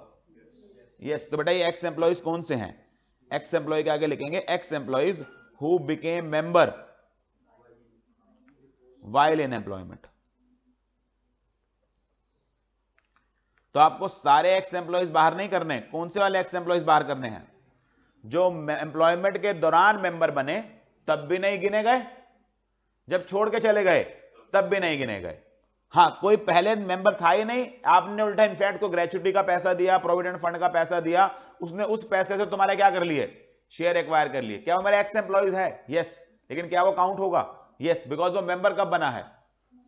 एम्प्लॉयमेंट के दौरान नहीं बना, बाद में बना। और सही वाली कहानी, जॉइंट होल्डर्स हैं, दोनों को मिलाकर, तीनों को मिलाकर क्या करना है? एक बार ऐसे काउंट करके बेटा नंबर ऑफ मेंबर कितने ज्यादा नहीं होने चाहिए?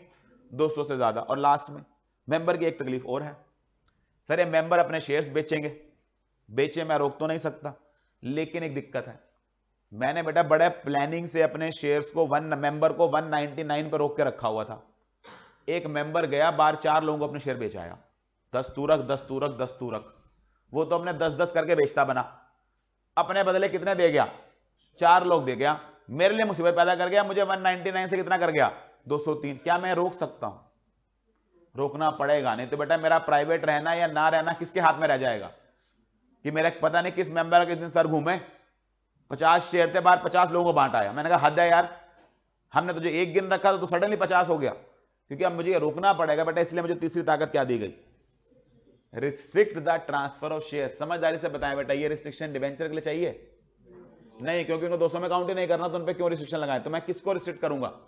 शेयर्स के ट्रांसफर को। तो मैं अपने शेयर्स के ट्रांसफर को रिस्ट्रिक्ट करूंगा, यानी कि मैं कहीं ना कहीं कुछ रूल्स बनाऊंगा। जैसे जनरली बेटा रूल बनाया जाता है कि कोई भी मेंबर अपना शेयर अगर बेचना चाहेगा प्राइवेट कंपनी का, तो वो पहले एग्जिस्टिंग शेयर होल्डर्स को ऑफर करेगा, यानी कि उल्टा इसके जाने से एक कम ही हो जाए, उसके जाने से क्या ना हो, बढ़े ना। आपको लॉजिक समझ आ रहा है एग्जिस्टिंग से क्यों करवा रहे हैं? क्योंकि 199 है, एग्जिस्टिंग 198 हो करके जाएगा, कोई उनमें से खरीद लेगा तो उल्टा कितने हो जाएंगे? 198 हो जाएंगे। मुझे इस बात का डर है कि हमें ऑफर किए बिना अगर तुम बाहर पहुंच गए, तुम शायद उसको क्या कर दोगे? 200 से ऊपर। तो पहली कंडीशन क्या लगाई है?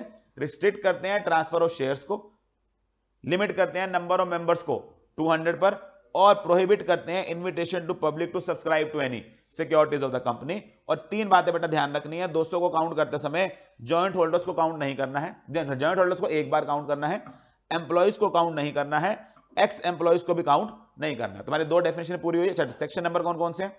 प्राइवेट कंपनी डिफाइंड है बेटा कहां पर? 2 क्लॉज 68 में। और पब्लिक कंपनी कहां डिफाइंड है? 2 क्लॉज 71 में। आखिरी बात आज की बेटा, प्राइवेट कंपनी फिर 2 स्पेसिफिक काइंड की होती है।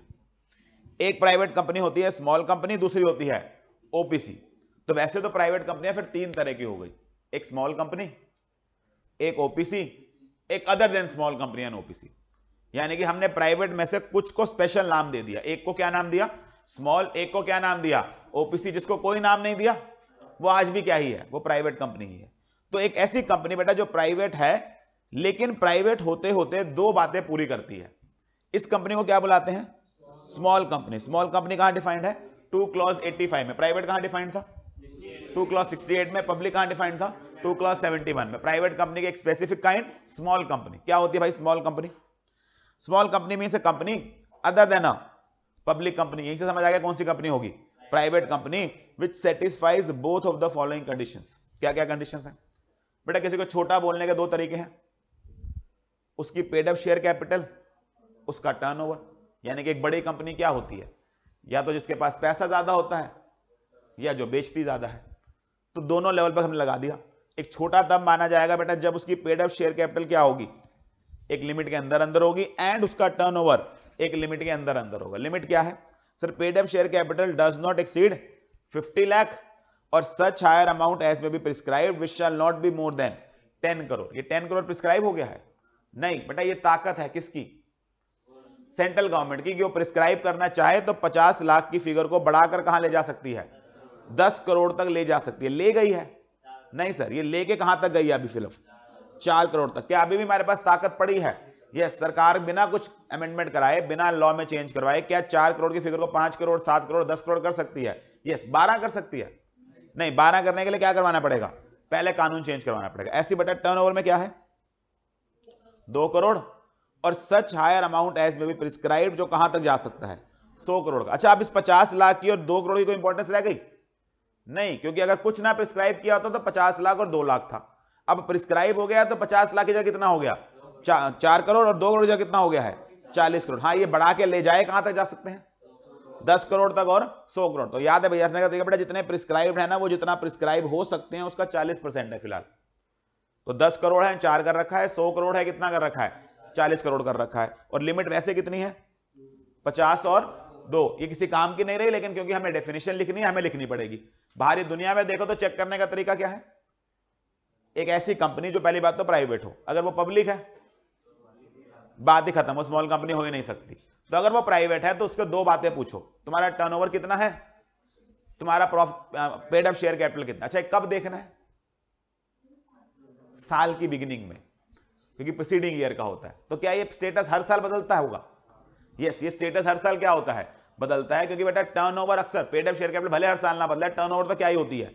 हर साल बदलती है। अच्छा, हमने कौन सी टर्नओवर देखनी होती होगी? आने वाले साल की। सर, ज्योतिषी का कोर्स करेंगे हम बैठ के? नहीं सर, कौन सी? पिछले साल की टर्नओवर देखिए, 1 अप्रैल को डिसाइड करिए कि पिछले साल टर्नओवर और 1 अप्रैल को पेड अप शेयर कैपिटल कितनी थी। उसके बेसिस के ऊपर आने वाले फाइनेंशियल ईयर में आप क्या माने जाएंगे? या तो स्मॉल कंपनी माने जाएंगे या नहीं माने जाएंगे। क्या चेक करना है sir? Paid up share capital 4 crore या उससे कम होनी चाहिए, लेस देन इक्वल टू। देखिए, डज नॉट मतलब क्या होता है? Less than equal to. और आपका टर्नओवर कितना होना चाहिए? Less than equal to 40 crore. अगर आप दोनों बातें पूरी करते हैं, आप क्या है? स्मॉल कंपनी है। लेकिन अगर आप दोनों बातें पूरी करते भी हैं, अगर आप इनमें से कोई 5 बातें कर रहे हैं तो भी आप स्मॉल नहीं होंगे। पहला कौन सा था? आप पब्लिक हैं, बात खत्म। आप कभी क्या नहीं हो सकते? स्मॉल नहीं। आप किसी की होल्डिंग है, आप किसी की सब्सिडरी हैं। वेरी इंपॉर्टेंट बेटा, आप किसी की होल्डिंग है या आप किसी की सब्सिडरी हैं, आपको कभी क्या स्टेटस नहीं मिलेगा? स्मॉल कंपनी का स्टेटस नहीं मिलेगा। देन आप सेक्शन 8 में बनी हुई कंपनी है, नॉन प्रॉफिट वाली, क्योंकि इनको वैसे ही एक्ट में इतनी छूट मिली हुई है, इनको स्मॉल कंपनी बनाकर हम अलग से क्या नहीं देना चाहते?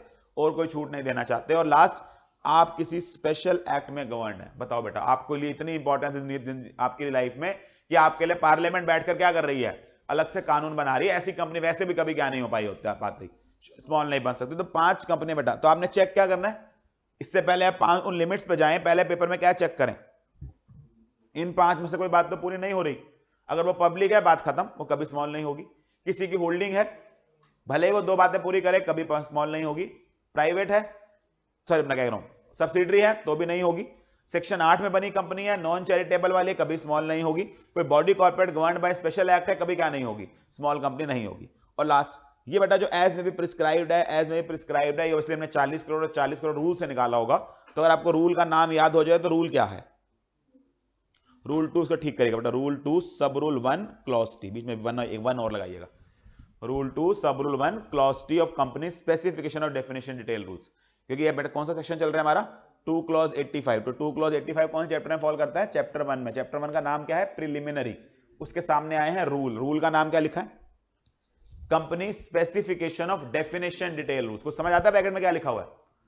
Specification of definition detail. Specification मतलब जहां जहां डेफिनेशन में एज में प्रिस्क्राइब्ड आएगा, हमने रूल्स किस रूल में बताए हैं? वो इन रूल्स के अंदर। तो रूल का नाम क्या है? Company specification of definition detail. उसके रूल 2 सब रूल 1 क्लॉज टी में क्लियरली लिखा है, for the purpose of sub clause 1 and sub clause 2 of clause 85 of section 2 the paid up share capital and turnover shall not exceed 4 crore और 40 crore respectively. तो जो मैंने bracket में लिखा हुआ बेटा, ऑब्वियसली कानून में ऐसे ब्रैकेट में थोड़ा लिखा हुआ होगा, वो तो क्या किया है उन्होंने? उन्होंने एज में भी प्रिस्क्राइब के लिए रूल निकाला है और इसके लिए लिमिट कितनी बना दी है 4 करोड़ के लिए, इसके लिए लिमिट कितनी बना दी है 40 करोड़ के लिए। और रूल कौन सा है, रूल 2 सब rule 1 clause T of company specification of definition detail rules. ठीक है जी, चलिए आज यहीं तक करेंगे। तो बेटा आज हमने अपना सेकंड चैप्टर स्टार्ट कर लिया जहां हमने टाइप्स ऑफ कंपनीज की बात शुरू करी है based on number of members. कोशिश करेंगे बेटा कल आपका लगभग सारा का सारा इसको कंप्लीट करने की कोशिश करेंगे, आगे सारा काम छोटा है, खास मुश्किल नहीं है।